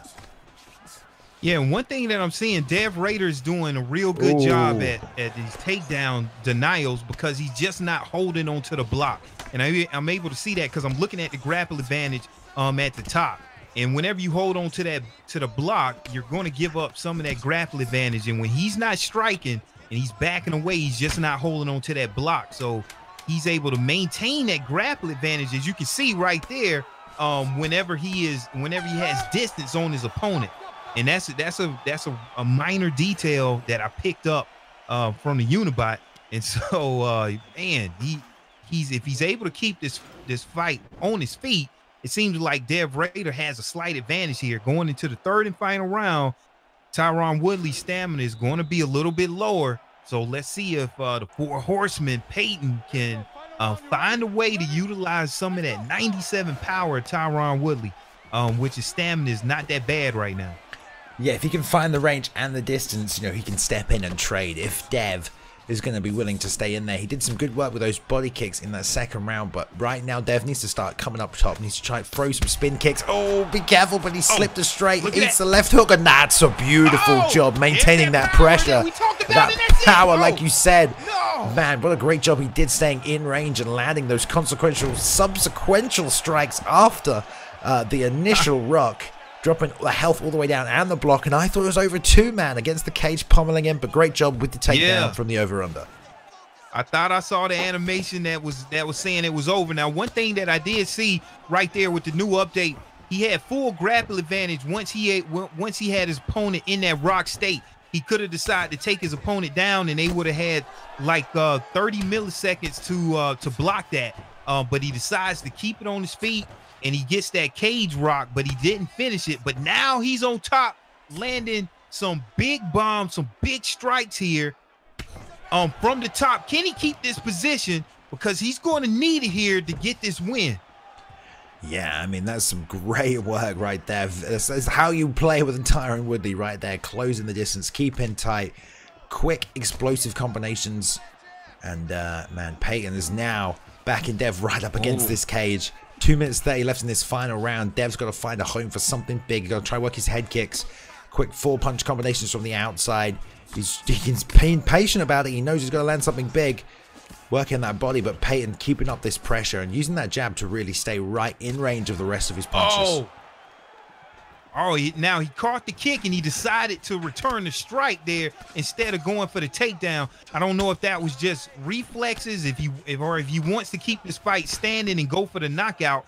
Maybe so. Now look at that. He's able to get into that clinch there, but not able to do anything with it. Last minute and a half to go in this fight. And I think he knows he needs like a knockdown or another rock or something. Maybe that's why he wants to keep this fight to the feet. Landing some nice combinations upstairs. There's a real lane approaching. for that rear uppercut for Dev right there. Every time Peyton steps in with that jab, that uppercut, say if he plants and jabs and uppercuts, I think he'll walk him right onto it, and then he might be able to try and find a finish out of somewhere, but that rear uppercut is right there for him. Let's see if he can use that. Oh! Yeah, there it is. Oh, just knocks him down. Wow. Man, great job catching that teep that has been working for him up until that point. Straight right, and now this is paying on top, man. Showing some dominance right here over the undefeated Dev. Coming into this fight, I think might be another win for the Four Horsemen boys. Wow. So this will, if this is to happen, would this be the first loss you're saying for Dev Raider? It will be, yeah, and a good job here by Peyton. I think just showing up, because he's 3-7 here. He's had quite a few fights, but definitely showing he's made some improvements, and going to try and look to even out that record. Number 60 in the world, 3-7, probably will move to 4-7 now. And Dev, 2-0, going to move to 2-1, which is obviously okay.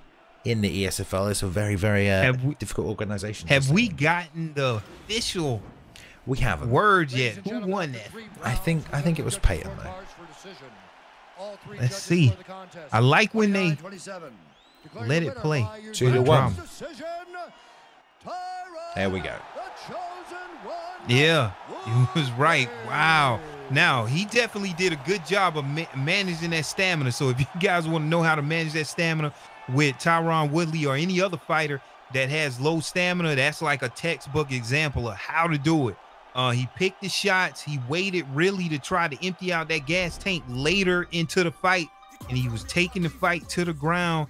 Amazing job there by Peyton against an undefeated Dev Raider. Wow. Not undefeated anymore. But a great fight nonetheless.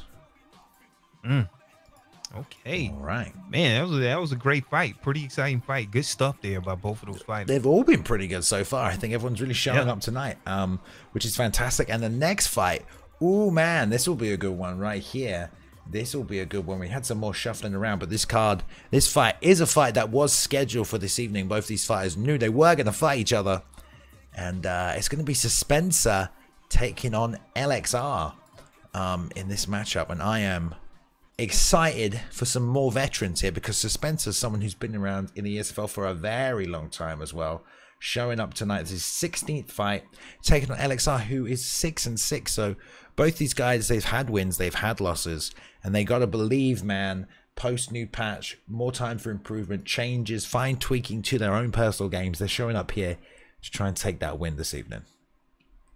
All right, seems like they're going to have this fight in the middleweight division. Robert Whitaker maybe fighting Michael Bisping here. This is a classic middleweight matchup here. Both of these fighters very powerful, very dangerous. Michael Bisping has some of the best stand-up in the middleweight division. Let's see if Suspenser is actually going to lock this pick in. It seems like they have done this. And Michael Bisping, man, the count with a striking speed of 95, power of 90. A little low on the accuracy with an 88.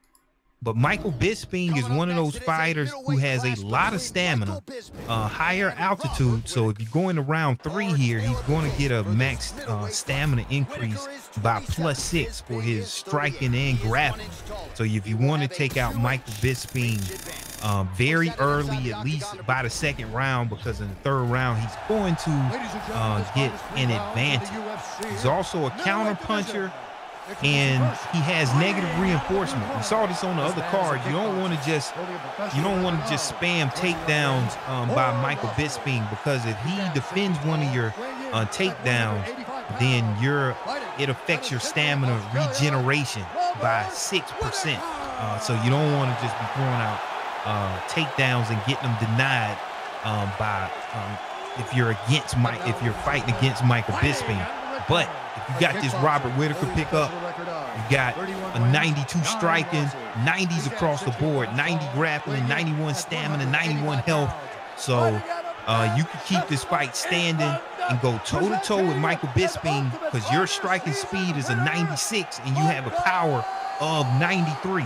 So this is a fight where both of the fighters are well-versed on the feet, And I would like to see a high-level striking match here, and let's see how the meta plays out for these fighters with the new patch, baby.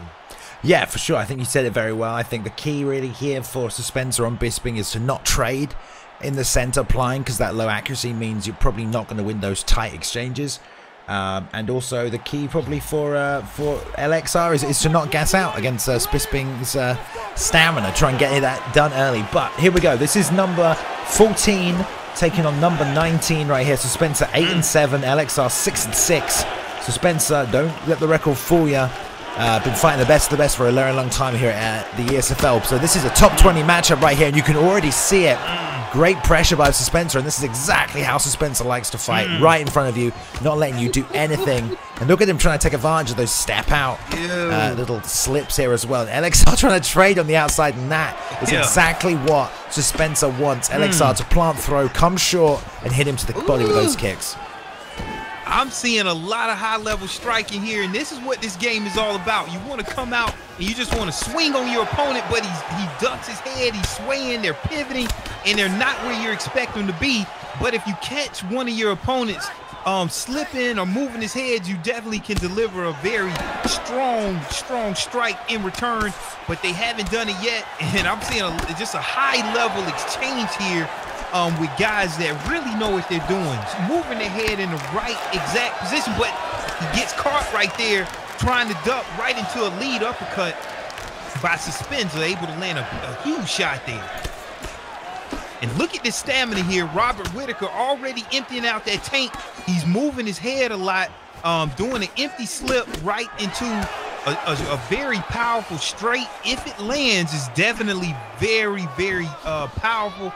But if you miss it, it's going to tax your stamina. As you can see, we're just a minute and a half into the first round, and look at the stamina here on LXR already. So Spencer's doing a fantastic job of keeping the pressure up, and just when LXR thinks he's going to step into range and plants to throw, Spencer's not moving in. And you saw him right there. He caught a beautiful three-punch, but straight afterwards he jabbed in, didn't step forward. LXR's throwing from a stationary position, trying to max up, load up on that power, catch him standing. Beautiful 1-2-3.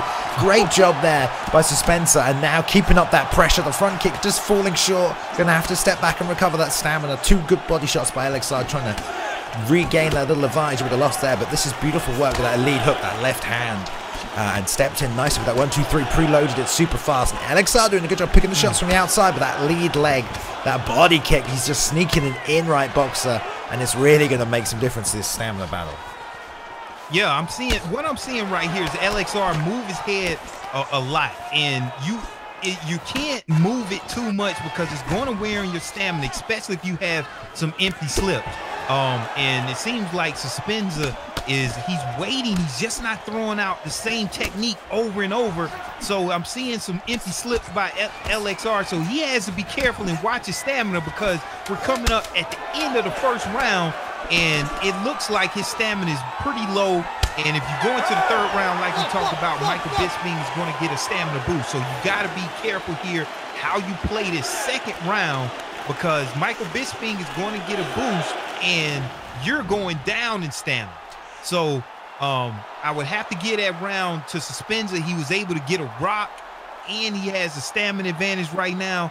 But let's see if LXR can adapt to this fighting style and just kind of calm down and use some of that power that Robert Whitaker has. But so far, it's a very high-level technical match. I think LXR needs to stay more in the center of the octagon. He can't get backed up immediately. The push kicks from Spencer, because he knows that that's working for him. He knows that if he's got him backed up, he can step in and fake, or step in and jab, bait out the offense from LXR, and then counter hard and make him pay with the stamina and the damage here. LXR needs to stay in the center of the octagon, just like that, slipping the jab with the straight, hits it with the left hook, backing him up now, lands a right hand over the top on the way out. And look at the head health for Spencer on Bisping. It is going to start deteriorating. This is much better for LXR. Now he's coming forward because you want a crowd of Bisping, and there's the head kick behind the top of it. Spencer down right here. Wow. Now, one thing here, he stayed with his game plan. His game plan is to move that head and try to take away that lead jab, and he's just staying with it, and it finally paid off here. He was able to get a rock there in a knockdown in the second round. So, and now he's taking control, and he's on this left side here. Big right hand. Yeah, but he has to watch his stamina here because I'm thinking that Dispenza is going to collect himself and come back. His health is low. He's eating these shots. Real low right now. Can he survive this and collect himself? Because if he can, Robert Whitaker's stamina is really, really low right now. The slip. I mean, this is how you play as Bisping. Sometimes, you know, people are going to come forward at you. You just got to survive and survive, and that's what Spencer's trying to do right now. He knows if he can survive, LXR's going to move slower, hit less harder, but he really, really turned up the pressure and started coming forward, and this is how you want to fight a Bisping, really, because you can't sit on the outside. You will get picked apart, and LXR having to make an adjustment, knew that wasn't working for him, and he's doing such a good job catching him on the end of these three-punch combinations here, landing with a big right hand and that upper kick. The uppercut, sorry. And now Suspense trying to find his way back into the fight, trying to fire that straight left hook. Nice little jab. There's that lead body kick we saw working so well. But he's got to be careful because he's stepping in with that 1-2 and that left hand or that right hand. And LXR, man. Now you're going to see LXR slow down a little bit. I would like to see Suspenza maybe lead with a hook instead of the up the jab all the time, because LXR is still looking to slip it, and if he does slip it with that low head health, the Suspenza right now, he can get rocked again. But you're going to see LXR slow down a lot right here. He's not going to be able to throw out multiple combinations at this point, and we're going to see that marathoner perk really come into action here in the third round for Michael Bisping. Oh, beautiful slip. Look at there. It's like we called it. If you're able to survive that storm, then now with these push kicks, pushing beautiful, and getting multiple rocks here, and he's pouring on the pressure as the stamina is just depleting from LXR. Yeah, great job, man, and that's classic. That's what Suspense has been trying to do all fight. Pull out the offense, jab your way in, pull out the offense, and hit him while he's trying to counter, because you didn't enter into that range, and you saw it right there with that final rock. He jabbed in, pulled out the offense. LXR threw that straight. The snap front kick was already coming and caught him. But there's the beautiful head kick that LXR managed to land, just dropping Suspenser right there, and a real swarming in that first 2.5 minutes. And we'll see if LXR is going to go hard for 2.5 minutes and then just try and survive, or if he'll survive and then try and go hard towards the end of the fight. He cannot fight at that pace for this whole round. He's got a little bit left in him, Boxer. Just a little bit left in him. We'll see when he decides to explode. And be careful not to get counted to the outside, and there again, pulling out the offense, sorry.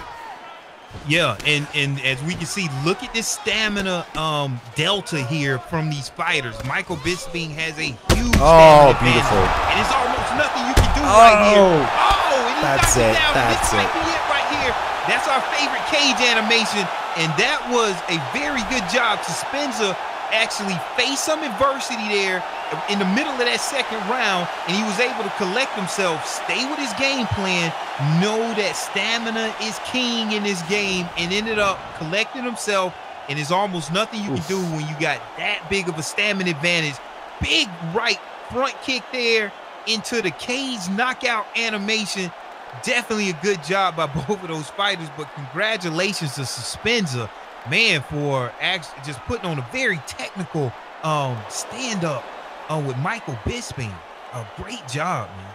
Amazing fight. Yeah, I think he did a phenomenal job, really, Suspenser, throughout that fight, using those front kicks, those push kicks to create that space, but also to you know, if you aren't going to plant and throw strikes, which you shouldn't do as Bisping, really, especially against a Whitaker, instead he planted and threw that front kick just a little bit outside the range. So if LXR planted and he planted, he could be that little bit further away and catch him with those front kicks. And he did it multiple times when LXR was trying to return, and he used it to just push him to the cage as well early on, so he could just keep that constant pressure up, just sit right on the edge of the range of LXR and just pick him apart slowly, methodically throughout the night. Took all of the stamina away as well.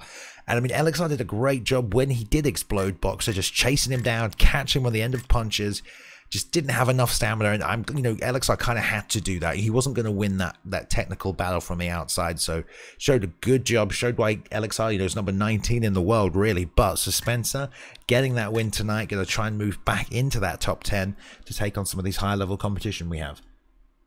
Yeah, with LXR right there, the only thing that I see that he probably could have done is with everything, even in life, it comes down to a balance. And I think he might have did too many slips, empty slips. And that came with updates over the time where you don't want to have a fighter just initiating so much offense off of the slip. So you got to make sure if you're going to use that head, use it when you absolutely are sure that your fighter is going to be throwing a jab, or you can slip a punch. And some of those empty slips, even though it did work in that second round, he was able to get a huge rock where he could have almost won. But it just left him with too much of a stamina disadvantage in that third round, and there's almost nothing you can do at that point. But other than that, man, amazing job by both of those fighters. Can't wait to see him again. Yeah. I mean, great, brilliant, fantastic. Everything we love about the ESFL right there. Brilliant matchup. Drama, excitement. I was screaming. It was a good time. Right, we're going to move on to the next fight of the night, which again has been a bit of a workaround, really bit of a rejiggling here. I don't think this person... Rejiggling, right. Yeah, I'm making up words on the spot every day. But this is, nevertheless, this is a fantastic matchup we have right here. And this is one that wasn't planned, but it's a nice little surprise that's getting thrown in here. And we got the Spider, the striking phenom, taking one of the EK's best in the answer here. And this is a great matchup. Are you have the fight and everything? Are you okay? Oh, I was, yeah. When you said EK's best, I was looking for Boss Man. One of the best. On the mixer. Oh, okay, all right. There's a lot of good people. Good work. Yeah. Where are we? Oh yeah. Yeah, I think I have it right here. Yeah, Spider versus the Answer right here in the bantamweight division. So neither of these guys scheduled to fight tonight, but here they are. So we'll see how it plays out. Yeah. All right. So Cody Garbrandt maybe versus Demetrius Johnson. All right. I have not seen too many Demetrius Johnson fights in the ESFL period. So I'm be excited to see this. So Demetrius Johnson, we know he's a well-rounded fighter. 90s across the board, 93 striking. Now, check this out. Demetrius Johnson has a level 5 fluidity. All right. So he already has a striking speed of 97. So again, we're looking at somebody who has 102 speed here. Him and Joanna Young Jacek, some of the fastest fighters in the game. He also has untouchable level 4. So Demetrius Johnson can move his head very good in round 1. And you lose that in rounds 2 and 3. A level 3 to your feet. So he increased takedown defense attribute by 3 for all get-ups. So when Demetrius Johnson gets up, he has actually a good takedown defense. Tie terror in high altitude. So higher altitude. So Demetrius Johnson is also one of those fighters that you do not want to wait to take him out in the 3rd round, because he gets a stamina boost, just like we saw with Michael Bisping. So you know, this guy's been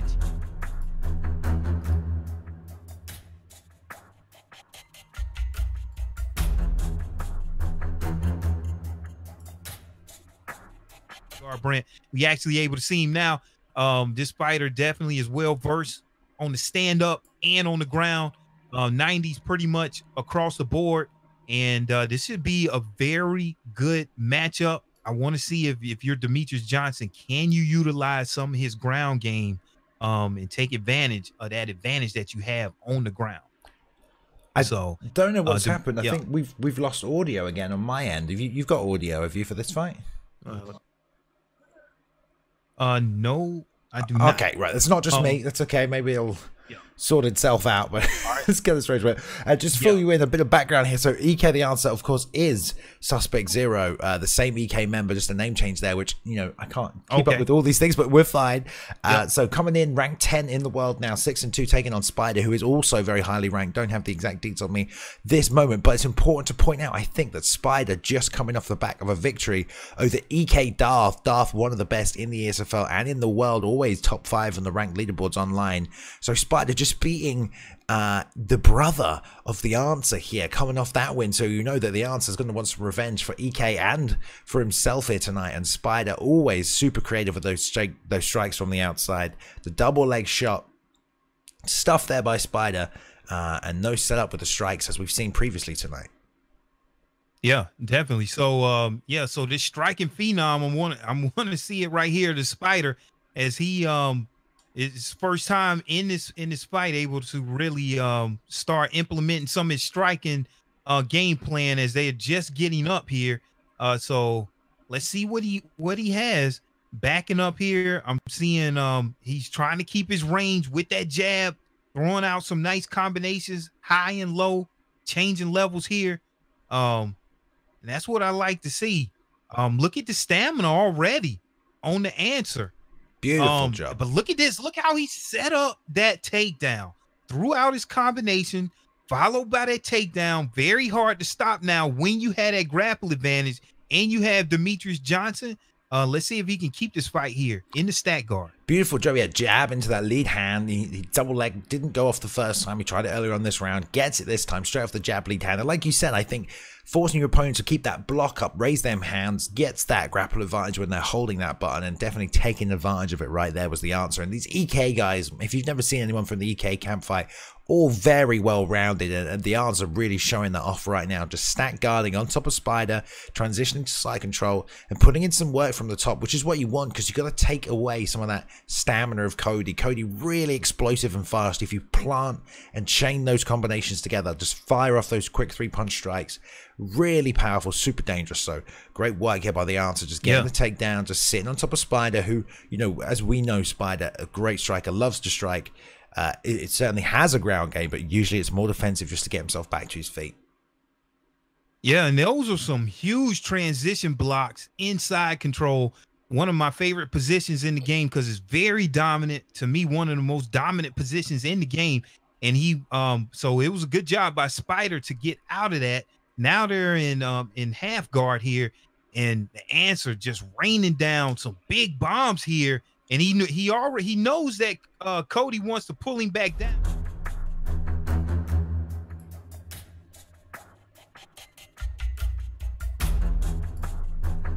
Want to end the first round like that inside a half guard, raining down some heavy strikes. You do a lot of damage from that position.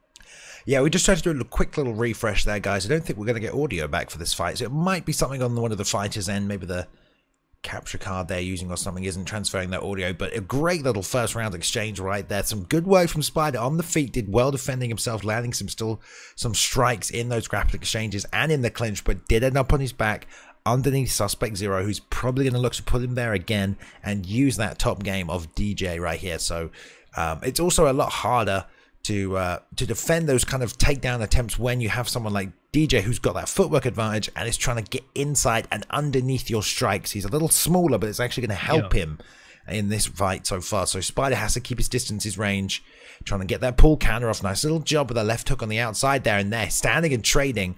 And did you see how much health the EK is losing right there, just eating these short shots, and Spider knows it, man.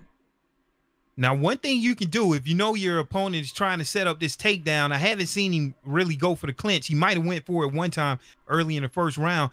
If you want to throw out a little bit more uppercuts, as we can see Spider doing right there, you may get lucky and catch your opponent when they go for the takedown. But he was able to stuff that takedown there, do a good job with that. But that's one way, another that you can have a takedown offense is meet your opponent with that uppercut. So let's see how Spider keeps this fight standing, if he's able to defeat the new meta right there. And as you can see, he just went for a clinch attempt, but if you're moving around backing up, it's going to be tough to get a takedown or a clinch attempt. He gets it right there, Let's see if Spider can get out. Yeah, doing a good job using the knee on the inside of the leg to interrupt that initial transition. But EK grabbing that clinch, snapping in those shots to the body. The big knees are now working it nice and hard. The health and body stat flashing on the Spider right here. Both in danger, but comes straight forward at him. Says, no way, I'm going to run it. You're going to still try and land these big strikes anyway, trying to find a home for that uppercut.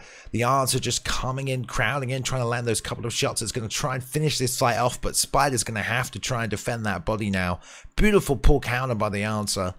And he still has the power. He can still definitely win this, but the answer definitely been able to mix this up, turn this into an MMA fight. Like you said, a bit more new meta-ish. We are seeing that today, that the grapplers have been very successful mixing in those grappling attempts as well. Beautiful two little shots into this single collar again. But now this time Spider grabs the full tie, pumps back, single collar, knee to interrupt that transition this time as well. Big shot to the body. That full tie clinch denied again. This is Spider using good defensive striking right now to stop this, and stuffs the power double as well. Wow, yeah. I was expecting the answer to actually go for that momentum sweep, but he didn't do it because I know he wants to get this fight to the ground. And he's throwing out a lot of takedowns here, and he's paying the price for it in stamina. He had a bigger stamina advantage. Now he's going to get like we said, a +5 stamina boost in that third round if it goes that far. But you know, he had a bigger stamina advantage earlier, but he's throwing out a little bit too many takedown attempts that's getting denied, and it's kind of nullifying his advantage that he's had. So let's see see what happens here. He's still going for it, doing a good job, got the takedown, relentless on it, and he finally gets it, raining down big punches again here, ending out the second round just like he did the first round, on top, landing heavy strikes. So you never know. He could be up 2-0 here. He's going into the third round. He's going to get a big stamina advantage. And yeah, Spider, if you're Spider, you're definitely going to have to probably get a knockout to win this fight. So let's see if he can use his phenomenal striking skill here to even this fight out. Yeah, and he is fighting the number 10 guy in the world. Spider definitely top 10 at the moment. As I said, don't have the ranking two hands. These are two of the best players in the world, but we're seeing the answer coming in here, trying to just put it on him. And if you look at the answer's record, I mean, 6-2, guys. I mean, that is a really good record in the Esfl. If you move to 7-2, I mean, that is super impressive. Only 2 losses. Durgicel is 7-2 right now. He's fighting the champion in the main event this evening. We also have Matty Ice with only 2 losses. Kinetic NRG with only 2 losses. So these guys, man, who have been around for so long fighting this top competition, there's a reason why. And some of these new patch notes have just made it a little bit easier, it seems, for the answer to incorporate a couple of those different elements of his MMA game. And Spider, who's we've seen traditionally a bit more of a pure striker, certainly can hang in these clinch attempts, getting bullied a little bit in these situations. And then we go knees to the body again, breaking through that block. Spider unable to keep the answer off him with that clinch attempt, and now he's going to have to find a home, like you said, for any of these big shots he needs to land. That straight left hook, the one rear uppercut, left hook, something, but gets caught trading by the answer right here. And that head health is super low, Boxer. Yeah, nice job getting out of trouble there by the Spider with that duck right up under the uppercut. But the answer landing, getting rocks left and right here with the knees, with the hooks. So if he can just I think he can coast here and just take this thing right on home for the win. If Spider doesn't get a knockout here, I think Spider needs a knockout if he wants to win this match. He's going to have to go for it. Yeah, he's ducking, throwing that right hand now over the top, Cody Garbrandt style. If he can try and roll underneath, a bit of rolling rather than just these straight slipping, he can roll underneath, come back over with it. It's always a beautiful little technique, but you know, he doesn't have a lot of stamina. The chances and opportunities where he can explode with these combinations are limited. He has to find the right windows, and he's only got 1:40 to do it. The forward pressure might make it a bit easier for him to set something up, and he's trying to pull counter right here. And you know what, EK, the answer, his stamina is just as low almost, so he's still in with a chance right here. But EK is doing a really sensible job, just throwing 1s and 2s only, not really overcommitting to anything. But steps in there, low stamina. That uppercut. I know, he found a home for it, low stamina, so it didn't really rock him that well. But man, these two are still going right at it. Yeah. There's a minute left in this fight. Now, one thing on those patch notes, the the clinch attempt does not have the stopping power that it used to be. But so at the end of your opponent's combination, if you can start throwing combinations of your own and you can catch them going for one of those attempts, you can get a rock like that. I don't know if he was going for a takedown or not, but that was a big uppercut that landed. And look at that stamina real low on the answer. Can the Spider do something here in the last 10 seconds? Spider working that body with that lead hook, trying to come up with the right hand as well, but unable to. And there we go. Final decision. No judges. We're not going to hit the judges. They're going to skip straight to it. And EK Answer, man, taking that win. And it's very, very close with the numbers here. 13 seconds of top time on that control. And I think EK did a great job using that clinch to get them rocks off as well. Just getting a couple of good rocks off to the body, which only helped wear down that stamina of the Spider, and ultimately just sort of dragging away that win with that top game, with that clinch game, and just some good solid striking from the outside. Yeah, I'm thinking Spider was almost seemed like he was paced for a 5-round fight.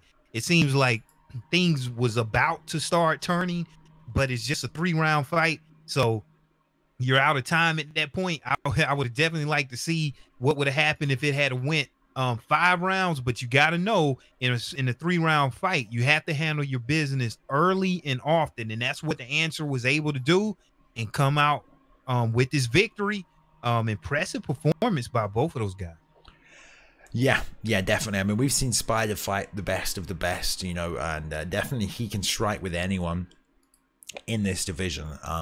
And he's shown that many, many times, but right there, you see the power of the EK camp, this well-rounded camp of established fighters in the ESFL and in the the UFC 3 steam. They're very well-rounded, and they will use all of the tools available to get those victories, and they did that tonight, which was a great job. So, yeah, I think like you said, these takedown attempts. I mean, the clinch isn't easy to hit, but definitely we're going to see a bit more of this move towards an MMA game. I mean, I remember when it was just boxing for like 2 months. And that's all anybody did was box. So it's been fun to see this game change and to see how people, try and counter. We've got to find new ways to defend takedowns. We've got to change these combinations that we're setting and shooting from positions where we're vulnerable to these takedown attempts. But we're going to move on now. We've got 3 fights left, and all 3 of these are absolute straight barn burners and will be fantastic, I am sure. And we've got another EK camp member here, and EK Elite is taking on Prodigies right now,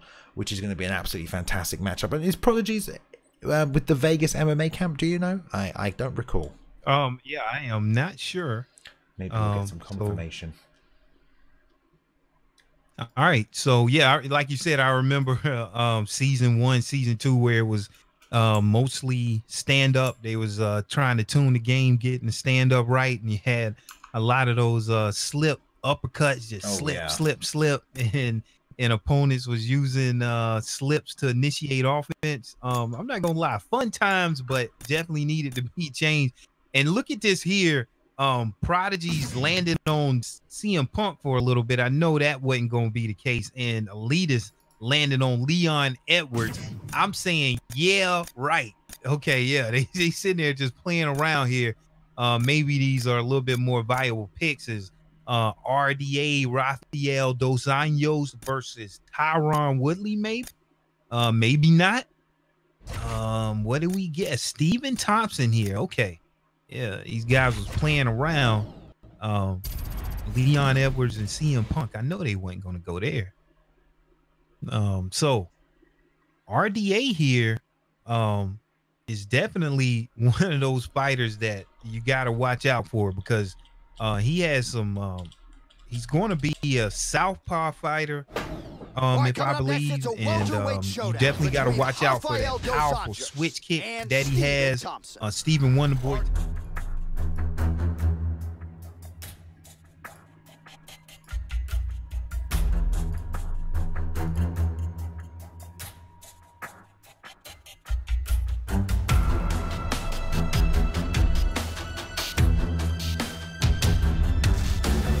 Open up the head of your opponent.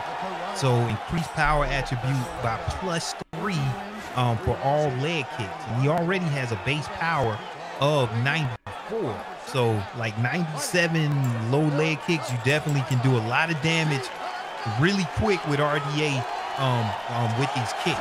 So But you're also fighting Stephen Wonderboy Thompson, who has a lot of kicks of his own. You gotta watch out for those spinning kicks that can just knock you out by Stephen Wonderboy Thompson. So I'm excited to see what happens here. RDA 90s pretty much across the board with one tick down and striking at 89, grappling at 90, stamina 91, and health at 90. So let's see these guys come out here. We got in the red gloves. Oh, Prodigy's EK Elitist in the blue gloves.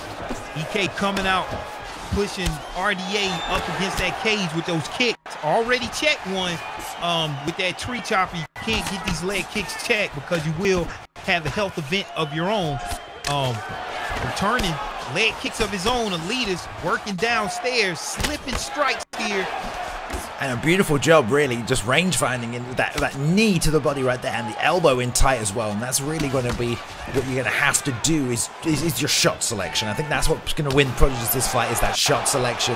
When to throw that leg kick, when to throw that switch, when to throw that lead hook to the body, which as well, as you said, it's got great power. I love that little knee to that elbow as well. Always seeing these fighters come up with these little techniques just here and there, and EK Elitist having to trade right there on half stamina, which isn't going to work for him. And there's the power double straight through underneath. And I think now we're seeing more of this MMA, this move to that. We're going to see a lot of RDA sneaking that power double underneath people's forward pressure, because it is a great little shot that RDA has in his repertoire. And man, straight underneath and taking down the EK Elitist here as well. You know, as we said, EK very well rounded, going with a pure striker tonight. We'll see. This is number 13 versus number 4 in the world here, guys, as well. Balin, can you explain the meta on that a little bit? Whenever you come in forward, you can shoot the double leg. Exactly, get some nice grappling advantage. So obviously the single leg is the takedown you want to hit when your opponent's moving away, which can be great after they've thrown a combination, their stamina's down, or if you jab in and they're moving backwards, because you're controlling the pace and if you're dictating the pressure game and your opponent's moving backwards, then you hit that single. But right there, he stepped in with the 1-2. There was a plant from EK Elitist to try and return, and that double leg went straight underneath. And you can duck underneath the jabs. If you're a bit lower and you're a smaller fighter, it's going to be easy to get underneath it as well. So RDA is going to be great at that. It has a great takedown stat and a great power double that comes underneath. But speaking of that, EK Elitist grabbing the body-to-body suplex from the double underclinch right there. And now he's got a top game he's going to try and employ. Yeah, so let's see what happens. Stephen Wonderboy Thompson on top, not his most dominant position, but we get a reversal here by Prodigies, and let's see what he's able to do on the top here. As he has a 93 top game with RDA. Let's see if he can do some damage of his own. Now I'm seeing a lot of transition fakes, a lot of transition denials, high level stuff on the ground here. Look at all of these transition blocks here from the top. You can't do this now. Since the new patch, you take a lot of stamina drain whenever you deny your opponent's transition. As you can see, look at the stamina on EK Elitist is already pretty low. And look at these big shots here. And some big body shots, just working that stamina. Yeah, man. RDA just strong, powerful, and great top control and pressure, really showcasing it right there. And I think it's good to point out, is this Prodigy's 21st fight in the ESFL. 21 fights, that's crazy. Great. So he's 11-9 right now, and definitely just showing an all-rounded game. You know, he's seen everything in there, and dealing with EK Elitist here tonight, who's 7-6, definitely been in the ESFL too, but he's been able to dictate where this fight has taken place. EK had a great takedown against that cage after that clinch attempt was initiated by Prodigies, but we'll see how this plays out here. We've got 2 more rounds. They're both feeling into the fight right now, so it's going to be a case of making the adjustments based on what your opponent's been doing, finding out their tendencies, and trying to set up counters ahead and predict what your opponent's next move is going to be. But this is ESFL 45, guys. We hope you've been enjoying us so far this evening. This is the Coco main event. 2 fights coming up after this. Great night fights so far tonight. And 2 of the best in the world from 2 of the best camps in the world here. GG MMA and EK battling it out right here. All right, big body shot there by RDA coming out to start out the second round. Going again right there. So he could have shot the single leg, but because he shot the double and EK was exiting, he didn't get it off. If he shot the single, would have driven that a little bit further. Yeah, seems like he was kind of anticipating that move there, and it didn't work out. Sometimes you got to do that because his timing has to be fast and precise. So guess wrong there.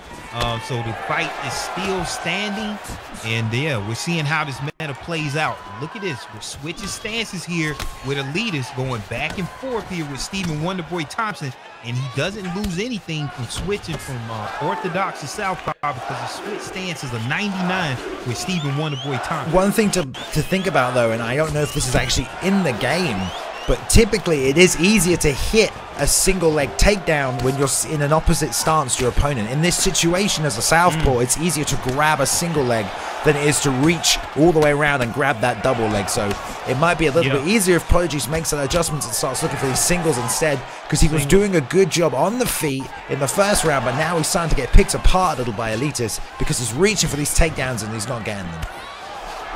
Yeah, especially when he's exiting, like you said, and they're in the opposite stance. If he can go for that single leg instead of that double leg, he may have a little bit more success here. But right now, this fight is on the feet. These guys are throwing some leather and just exchanging combinations here. And I'm seeing both of the fighters kind of lead with that jab. And so let's see if somebody can actually slip a punch here and land a devastating strike as their stamina is near equal. I think if somebody can slip a strike here as they went for it there, they probably can get a rock here and lead to a knockdown as we go into the final 90 seconds of the first round, second round, I'm sorry. There it is! And there it is! And see, that's what we saw. That's what we see with the new update. Wow. If you rock your opponent, you don't always have to go into that rock state. They can crumble right where they stand, and you can end the fight. It doesn't always have to go into that rock, finish the fights mode. And that's what we saw right here. That was an amazing, just out of nowhere, like we say, if that stamina is low and you hit one of those evading strikes, man, it could really end fast. And that's what I'm seeing here. You guys let me know in the chat what you guys seeing, how both of these fighters just seem healthy. And then all out of nowhere, boom, crumble. It's over with. Yeah. What did you see there? I man? mean, it definitely, that's when your health stat is low, right? Like we have this thing where you take 2 shots and immediately want to return and get damage back. But realistically, if you get rocked and you're at half health, or you get rocked and you're at less health, you know, that window for an additional error is so small. Like you get rocked, your health is low. You've got to back up, you've got to cover up, because another shot at low health is gonna drop you and end you, and that's exactly what happened right there. EK leader stepping in, eats a 1-2, gets rocked, health is low, but doesn't do a good job at exiting all the way out. And you know, you only have to get the health down to 0 once. You know, it's going to recover slowly, and just able to basically step back and then capitalize on it. And EK just no time to recover that health right there. Needed to get out a little bit further and exit. Yeah, wow. Yeah, I remember reading somewhere, not every single health meter is displayed. So you never know what's going on in the internals with your fighter and their health and exactly where is that. But yeah, you're right. A lot of times whenever we throw combinations, we want to like engage before our fighter is at maximum stamina. And so I wasn't looking at that, but I definitely go back to see exactly what happened, because it just seems like out of nowhere, boom, it's just flash and they're done. Second time of the night that we saw this, man, that's a little that's amazing. But great job by both of those fighters, man. Just out of nowhere, you can just kind of feel it. It's like, yeah, these guys been exchanging back and forth. So even though you don't see anything blinking on the meters right there in front of your face, internally, you've taken a lot of damage, and you don't have that much more that you can withstand. And one mistake, boom, it's over with. Wow. Yeah, and it was a great performance right there as well. From the number 4 guy in the world. Number 4 for a reason, quite clearly. And a great performance.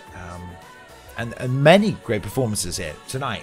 But speaking of great performances, we have another gentleman who's had many great performances, making his return here. He made his return last week, or 2 weeks ago, in the ESFL. Currently 4-2, making his way back up the rankings. Number 18 in the world, Mr. Matty Ice, is up next, and he's going to be taking on one of the best fighters in the rank leaderboards on the EK team and in the ESFL, which is EK Darth. And we've had 3 EK members in a row here right now.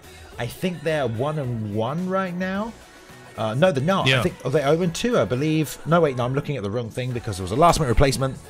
I can't remember. Right. There's been too much going on.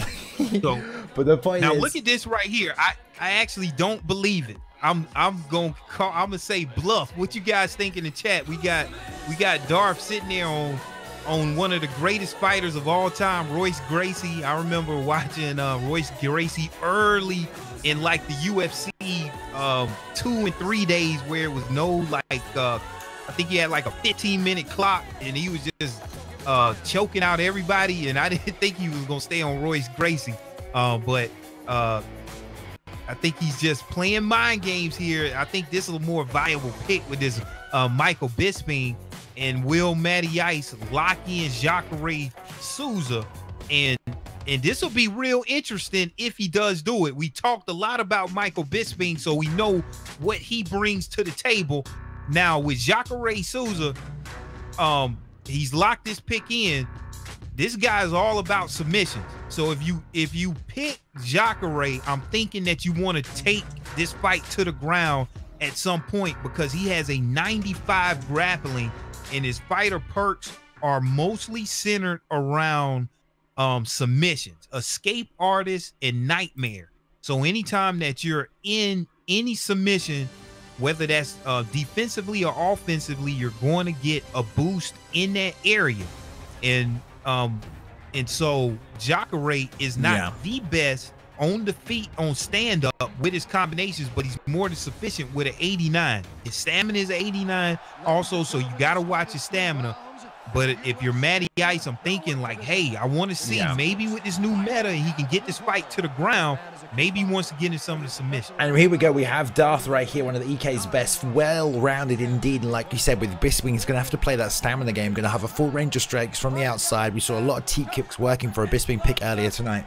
But Darth is right here with the Bisping pick as a great striker, a great grappler as well. Has a great ground game. We've seen him dominate with it. But we'll see how he matches up against Matty Ice right here, who has taken that Jacare pick, and we'll see him right now. Now, if you have never seen Matty Ice compete, I'm waiting for the camera to move over right here. Here we go, Matty Ice here with the Jacare pick up. Matty Ice, one of the best grapplers, if not the best grappler, debatably in the UFC 3 video game. UFC 2, Matty Ice was on the scene, cooking up a storm, a great competitor, all round the ranked leaderboards, known for his submission game, and that is the same here for UFC 3. Now, he competed in the early days.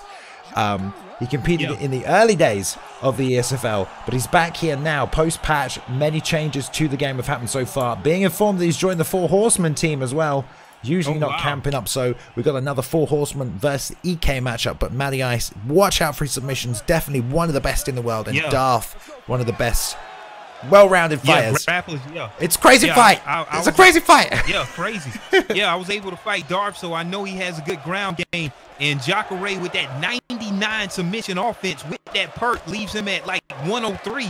So that's the highest stat that I've seen in the game. So I'm excited to see Matty Ice. Let's see if he can use some of this new meta, get the fight to the ground and in a dominant submission here. I want to see it. Look at that. He just throws it out already as Darth was walking forward. But we know Darth is well versed on the ground too. So it's not going to be an easy night if you get Darth on the ground. So let's see what happens here. But we know this fight wants to go to the ground. Yeah, Darth doing a good job, as most Bispings have been doing tonight, stepping in with the jab and pulling out your opponent's offense. Twice there, Matty missed with that straight right, left hook, caught open just because Darth stepped in. Matty thought he'd keep that momentum coming, swung, planted to kind of catch him moving in, but he's not even there. So Bisping definitely being utilized tonight, jumping in, baiting out your opponent's offense, stepping back in while they've got no stamina for the counter. So Darth's doing a great job with the forward pressure, with the jab, trying to get Matty to commit to a strike and close that distance at the same time, because he's not really too scared. He knows that Matty can land those big hooks, but apart from that, he's going to beat him to the punch with that 1-2 every day,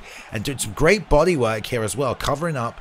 And Matty again whiffing in the open. That's going to cost him with the stamina here. But we did cost him. Yeah, go ahead. I'll say we did see that clinch attempt already from Matty, so we know he's already looking for the grappling exchanges. If he can just get Darth walking into that single collar again without that quick break. Yeah, what I'm saying with Matty Ice, he's definitely mixing up what he leads with. He's led with a roundhouse, he's led with a hook, and he's also led with, of course, a jab and body attempts, but it's not paying off yet. He's whiffing a little bit, and we're coming at the end of this first round. The fight hadn't gone to the ground. Oof. With Darth keeps this fight standing, he's going to have an advantage on the stand-up against Jacare. I want to see if Matty Ice can use some of this new meta to get the fight to the ground. Yeah, it's 1 minute 30 left in this round. You got to think Matty's just seen that on the clock, or maybe try and even attempt a takedown, because right now he's just getting jabbed and backed up, and both fighters are dropping that health stat. Matty a little bit more. Bisping has great recovery in between rounds. Good job double jabbing back into the straight to the body, but not even a takedown attempt from Matty. That one clinch attempt, I don't know if he's trying to get an advantage or trying to time it nicely, or maybe wants to work that stand-up a little bit here. But you have Jacare, as you said, all those perks are charged into your top game and your submissions here, and no shots so far from Matty, who seems content. Nice little slip, eats that straight though, and Darth is putting on this pressure. The block's going down. He is taking quite a bit on the chin here. Nice slip again, nice return. And he is taking some stamina off Darth right now, though. We're starting to see those make a difference. There's the lead uppercut, though. And he has to be so careful right here. The left hook. This is going to do big damage. 3 seconds left in the round. Oh, my goodness. Inside of the animation that we love. Wow. Big round there for EK Darth. Man. Yeah, Matty just taking those shots on the chin as well. Just letting that damage accumulate. And unable to get out away from it almost. Yeah, I mean, you're going to have to find a way to get this fight to the ground with Michael Bisping, because he has an 88 grappling. So if you get the fight to the ground, you're definitely going to have an advantage there. His takedown defense is a 93, and you got to also think that Michael Bisping has that negative reinforcement perk. So man, it might be, it's going to be tough to get Michael Bisping down to the ground effectively. You might have to win this on the feet if you're Matty Ice. Oh, and he comes out. The lead uppercut! He just rocks him. And now he has that top Just position. knocks him down. Yeah, and Darth. Now he has the top. Darth stepping, it's straight up again, though, man. But he's able to get right back up. Oh. And rocks No. again. It's over with. Just like that. Just out of nowhere, we seen it again. It seems like he was ducking or something. Maybe we can see this replay if they let it. Seems like he was ducking onto that lead uppercut, right into that duck. Bam. Look at that, going for something there, going for a takedown or something. And we talked about that earlier. They put in a lot of stuff for the takedown in the grounds, but also it's a lot of ways to defend it. And an uppercut, as you can see right there, will end the night of a grappler trying to grapple right into that uppercut. Wow, I know Darth is on cloud 9 right now, knocking out Matty Ice, babe, with an uppercut just out of nowhere. That's it. That's lead uppercut. The lead uppercut has been really dangerous recently, because it's not always something you expect. You can kind of see that rear uppercut coming because it's off that backhand after that jab. And when you come back round, so many people end their combinations with that lead hook, either to the body or to the head of that lead hand. But sometimes that lead uppercut comes out and you don't expect it. Yeah. It was a jab right hand. You got to think that Matty thought there was a left hook coming. He was going to duck underneath it. But that lead uppercut caught him right on the chin. And it was a shame, really, leading up to that. You saw that Darth had stepped into range and Matty had planted. And usually Darth was stepping in and baiting out the offense of Matty. But Darth stepped in, Matty planted, landed that jab, right hook, dropped him, got on top, but straight away, EK Darth with that quick hip down, just foot on the hip get up. And it's a shame Matty couldn't capitalize on that. And then Darth stepped back in, 1-2 with the rock. Matty stepped out, came back in, and Darth just hit him with the jab, right hand, that lead uppercut. Finished the fight. Great job, I think.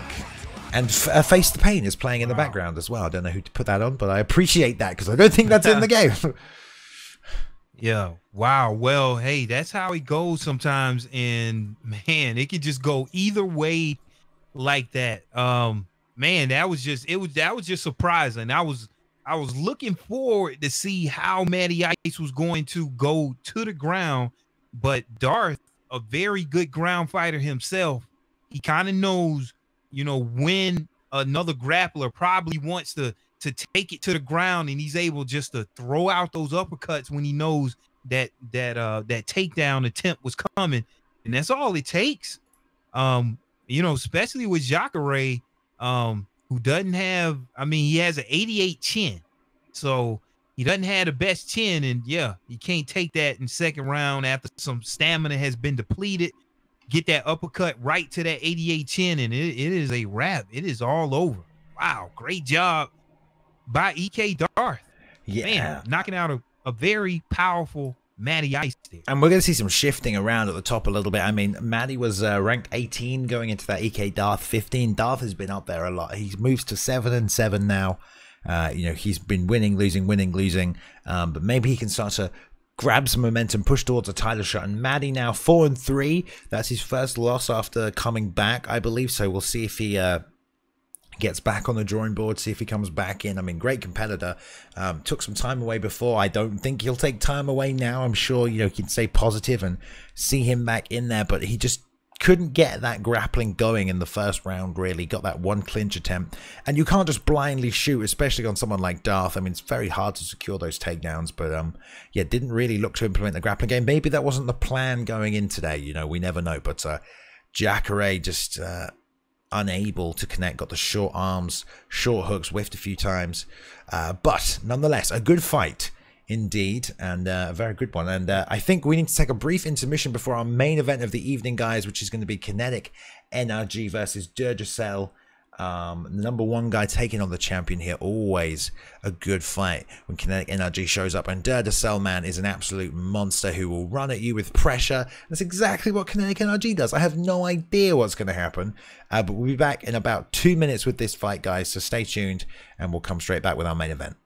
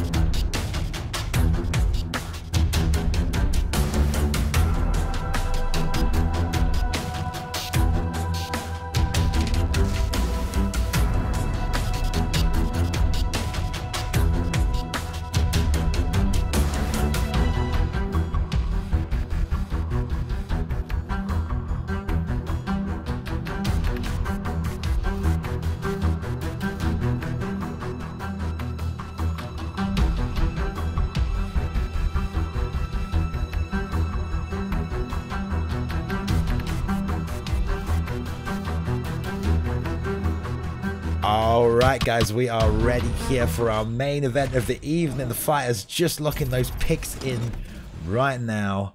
Oh my goodness. Oh my goodness, what a fight we have right here, Boxer. How are you feeling about this main event?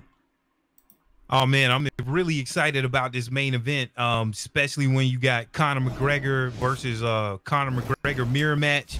I mean, we're going to see just who's the best out of both of the actual individual fighters themselves, not about the character matchup. So I'm really excited about this. For sure. Like, I mean, Kinetic NRG always taking that Conor McGregor pick. I mean, he's the best of the best using Conor McGregor, and I don't know if anyone's really been able to stop it. I mean, right now Kinetic is 13-2 in the ESFL, hasn't lost in a very long time right here. And you know, he's fighting Duracell, who's 7-2, who really exploded on the scene coming out of nowhere. And he's here tonight to try and take that belt. I mean, I think this may be his first title shot. I'm terrible with my statistics. I will have to get confirmation from the back, but he has been on a tear recently. An absolute streak of just knockouts, brutal KOs. and lots of forward pressure, and just look at that exact animation copy right there from both McGregors as well. I love it. But it's just been insane. So we have Durdacell right here, #1 in the world right now, the #1 contender, rightly deserved. And just watch out for the pressure game of Durdacell, the fast, heavy hands, good job mixing up to the body, and loves to hit that one rear uppercut lead hook, the 163 that we always talk about. So we'll see if Durdacell can come forward and pressure Kinetic NRG, because that's what Kinetic does. That's his game, and we will see, man. Going with the Connor pickup, and over here, Kinetic NRG, I mean, the first ever champion in the ESFL, won the first big tournament that we had, claimed the belt, has held it, then lost it, has held it again, an OG, universally regarded by some to be the best player in the world on Xbox. And he's here right now defending his belt, which he has done, 13-2, an absolute hurricane of death and destruction as always, and it's going to be two battering rams running at each other right now, Boxer. Yeah, and when we see this Conor McGregor, this is even. When they take this fight to the ground, Conor has a top game of 88 and a bottom game of 88. So no, these guys is even across the board. So I'm excited because we're going to see this is just straight metal. It's isn't about the character that you picked up, and we got this silky smooth 60 frames per second. How I like it. And let's see Durdacell coming out fast, and look at that pull counter, followed by a body kick right there, returned by NRG, one of the best players in UFC history. Let's see him go to work. Another big body shot there. What are you seeing early on, Bang? I mean, already Kinetic NRG doing a good job creating that frame with that lead body kick, but, you know, Durdacell is coming forward and pressuring. He's not giving up that center of the octagon, and even though Kinetic's getting these actual push kicks off, these kicks that create space, Durdacell stepping back into range and catching that body kick right there as well. So Durdacell not backing up right here, and in fact now trying to pressure Kinetic NRG into the cage. Gets that big roundhouse off, eats the 1-2, the one lead hook block, the one lead hook from Durdacell, also blocked a straight different under, and then he comes back. So this is real technical critical striking in the main event here at the ESFL 45. Yeah, and I'm seeing NRG on Kinetic land a lot of body strikes right here, and this is going to pay dividends on his opponent, and especially whenever you're doing these pull counters and you're successful. This is a 5-round fight, but they are pacing themselves for like a 3-round fight. So this is going to be interesting. If it goes the distance, it probably won't. The way these guys are having this very fast pace, and he's still landing a lot of body strikes. As you can see, a little welt developing already on the side of Dur.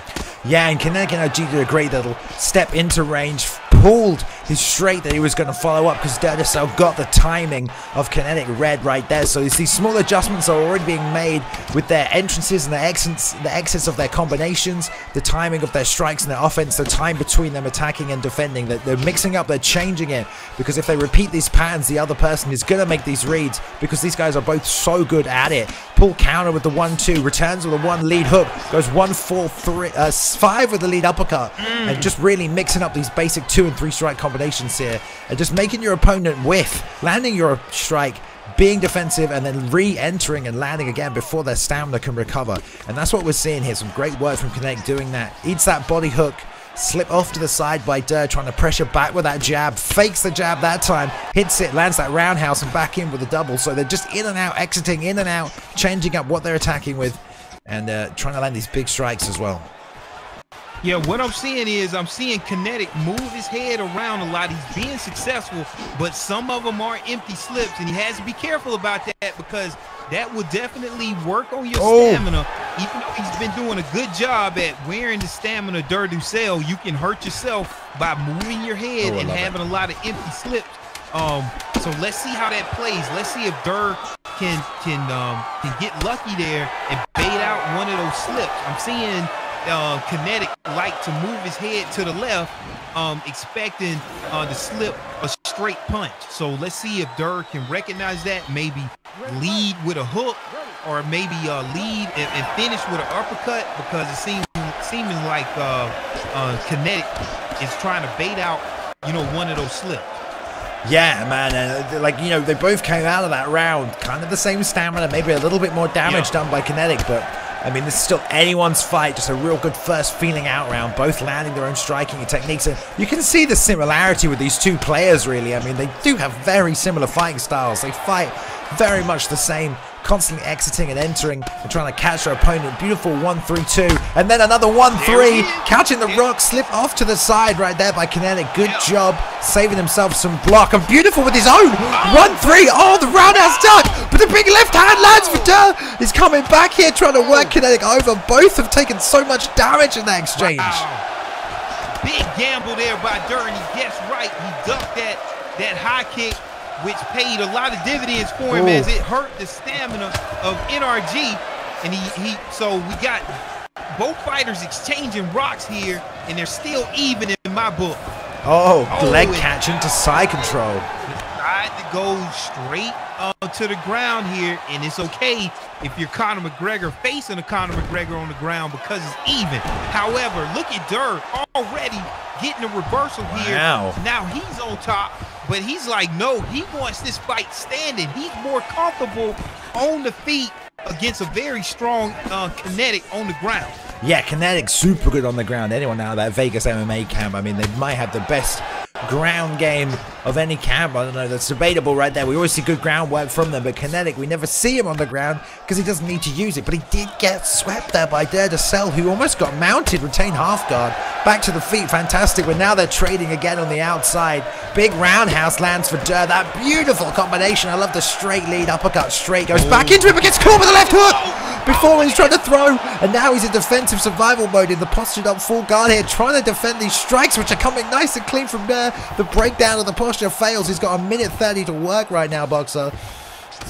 Yeah, look at it, and what I'm seeing here, look at these transition blocks right here, or he's not going all the way through with his transitions, but I'm seeing an advantage by Durr here in his stamina, going to the body, helping that out, kicking to the body.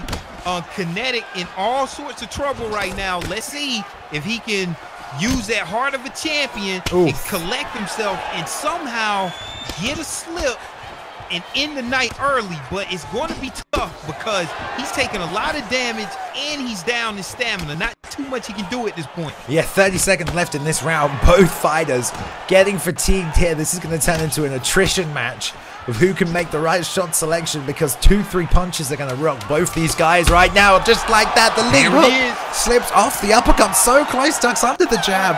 Wow, man, this is getting intense and close right here. And it's important to point out, as the guys in the back just remind me, this is Durgisel's first title fight. So he's here, he's fighting, and he's doing a great job. He's not getting backed up by Kinetic like so many people do. We're moving into the third round right now of the main event of Esports Fight League 45 right now. And these two are going at it. The straight left hand cracks him, and that's it. Oh, my goodness, he did it. He found it. He kept with his game plan, and even though he was very hurt, like we said, heart of a champion, he found the way to slip a strike and end it. This is what I'm seeing throughout the whole night. You guys let me know. We're just seeing out of nowhere a fighter. Oh, well, there it is. We saw it. He ducked right into the uppercut, and it's a wrap. It's like, if you do that, you are in trouble. Your night is over with if you duck into an uppercut. Yeah, and again, it's this lead uppercut, this lead hand, because people think it's a left hook. I think it's a left hook coming, so they duck down, try and get underneath it. Same combination that locked out Matty Ice. Straight rear uppercut. No, sorry, straight right hand, the big hook, and into the lead uppercut. So yeah, we're seeing that a lot tonight, that the lead uppercut sneaking in there. Move of the night, the lead uppercut. And look at them stats, very even. I mean, Durgisel technically outstriking Kinetic NRG there. I mean, he did throw more, especially those total strikes, but did land more significant ones. So 100%, that's a fantastic main event right there. And oh my goodness, just definitely. Wow, learn a lot about these updates. Man, I mean, we saw it tonight. Fights is just ending out of nowhere. You have to be careful when you're moving your head. However, as we saw there, it's like such a huge risk reward. I mean, if you risk it, just like Bruce say, what did Bruce say? He say you can't get the biscuit if you don't risk it, or something like that. Heard Bruce Lee say that. So yeah, you move your head. It's such a high risk reward. I mean, if you slip a strike, especially late, and you land that straight, I mean, it could be, I mean, lights out, as we saw him in our Kinetic get that rock late. But then also, it's no more minor ducks. You're going, if you duck, you fully committed to it. And if your opponent so happen to be throwing an uppercut and it's late, the third round, your stamina is low, you're taking some shots to the head, you can expect it to be lights out. I mean, really, like, we've seen it. Sorry to interrupt you there, but you know, the duck is great for slipping those big strikes, those overhands, or those head kicks. But if you're going to duck when you're in the pocket, you need to roll. You need to exit out to the side, roll under, and come back up the other side. You don't want to just straight duck, because straight ducking, really, you're only going to then come straight back up again. If you're rolling underneath shots, you can also slip those uppercuts on the way.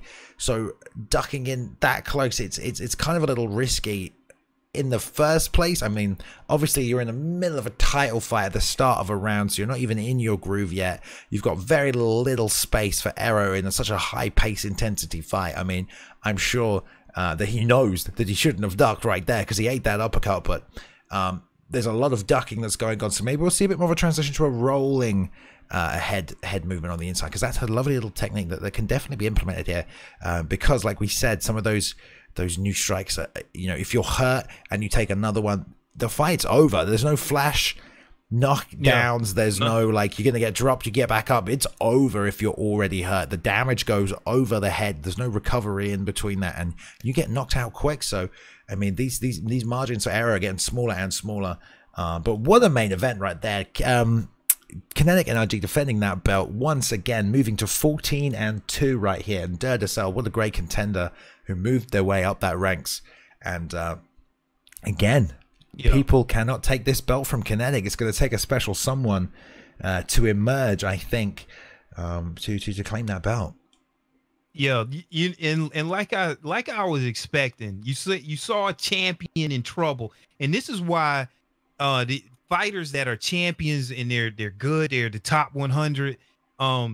It's for a reason. When they get in trouble, they don't mentally check out. They're still in the fight. They're still viable.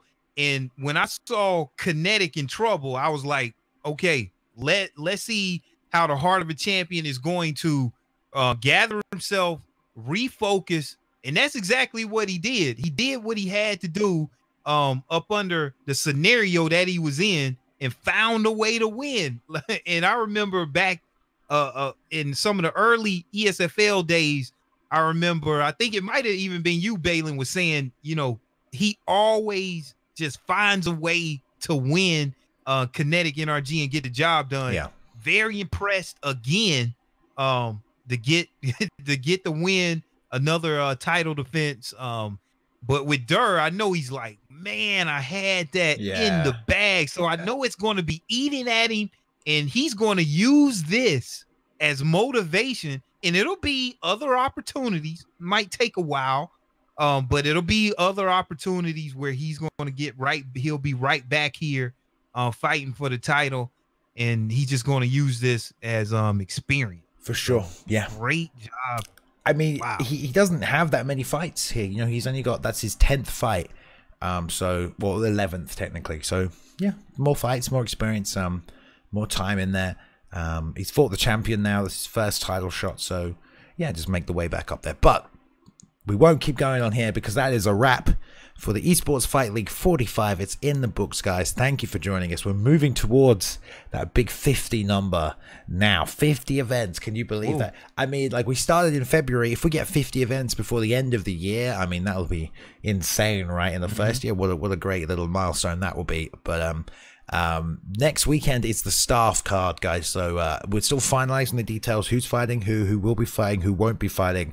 But you're gonna want to definitely tune up for that one. You know, if you've got friends that like the UFC free, if you've got people in other gamer communities that enjoy just UFC in general, let them know. Let them know it's gonna be a fun night. You know, we're gonna get some of the the staff members out and fighting some of these guys and each other as well. So yeah, it's gonna be fun. maybe I'll get my chance at Boss Man and Z Hunter. There you go. Yeah. Fingers crossed. So Yeah, we went. thank you for joining us once again, guys. Thank you on YouTube if you watched on YouTube. Don't forget to follow us on Twitter and the Instagram.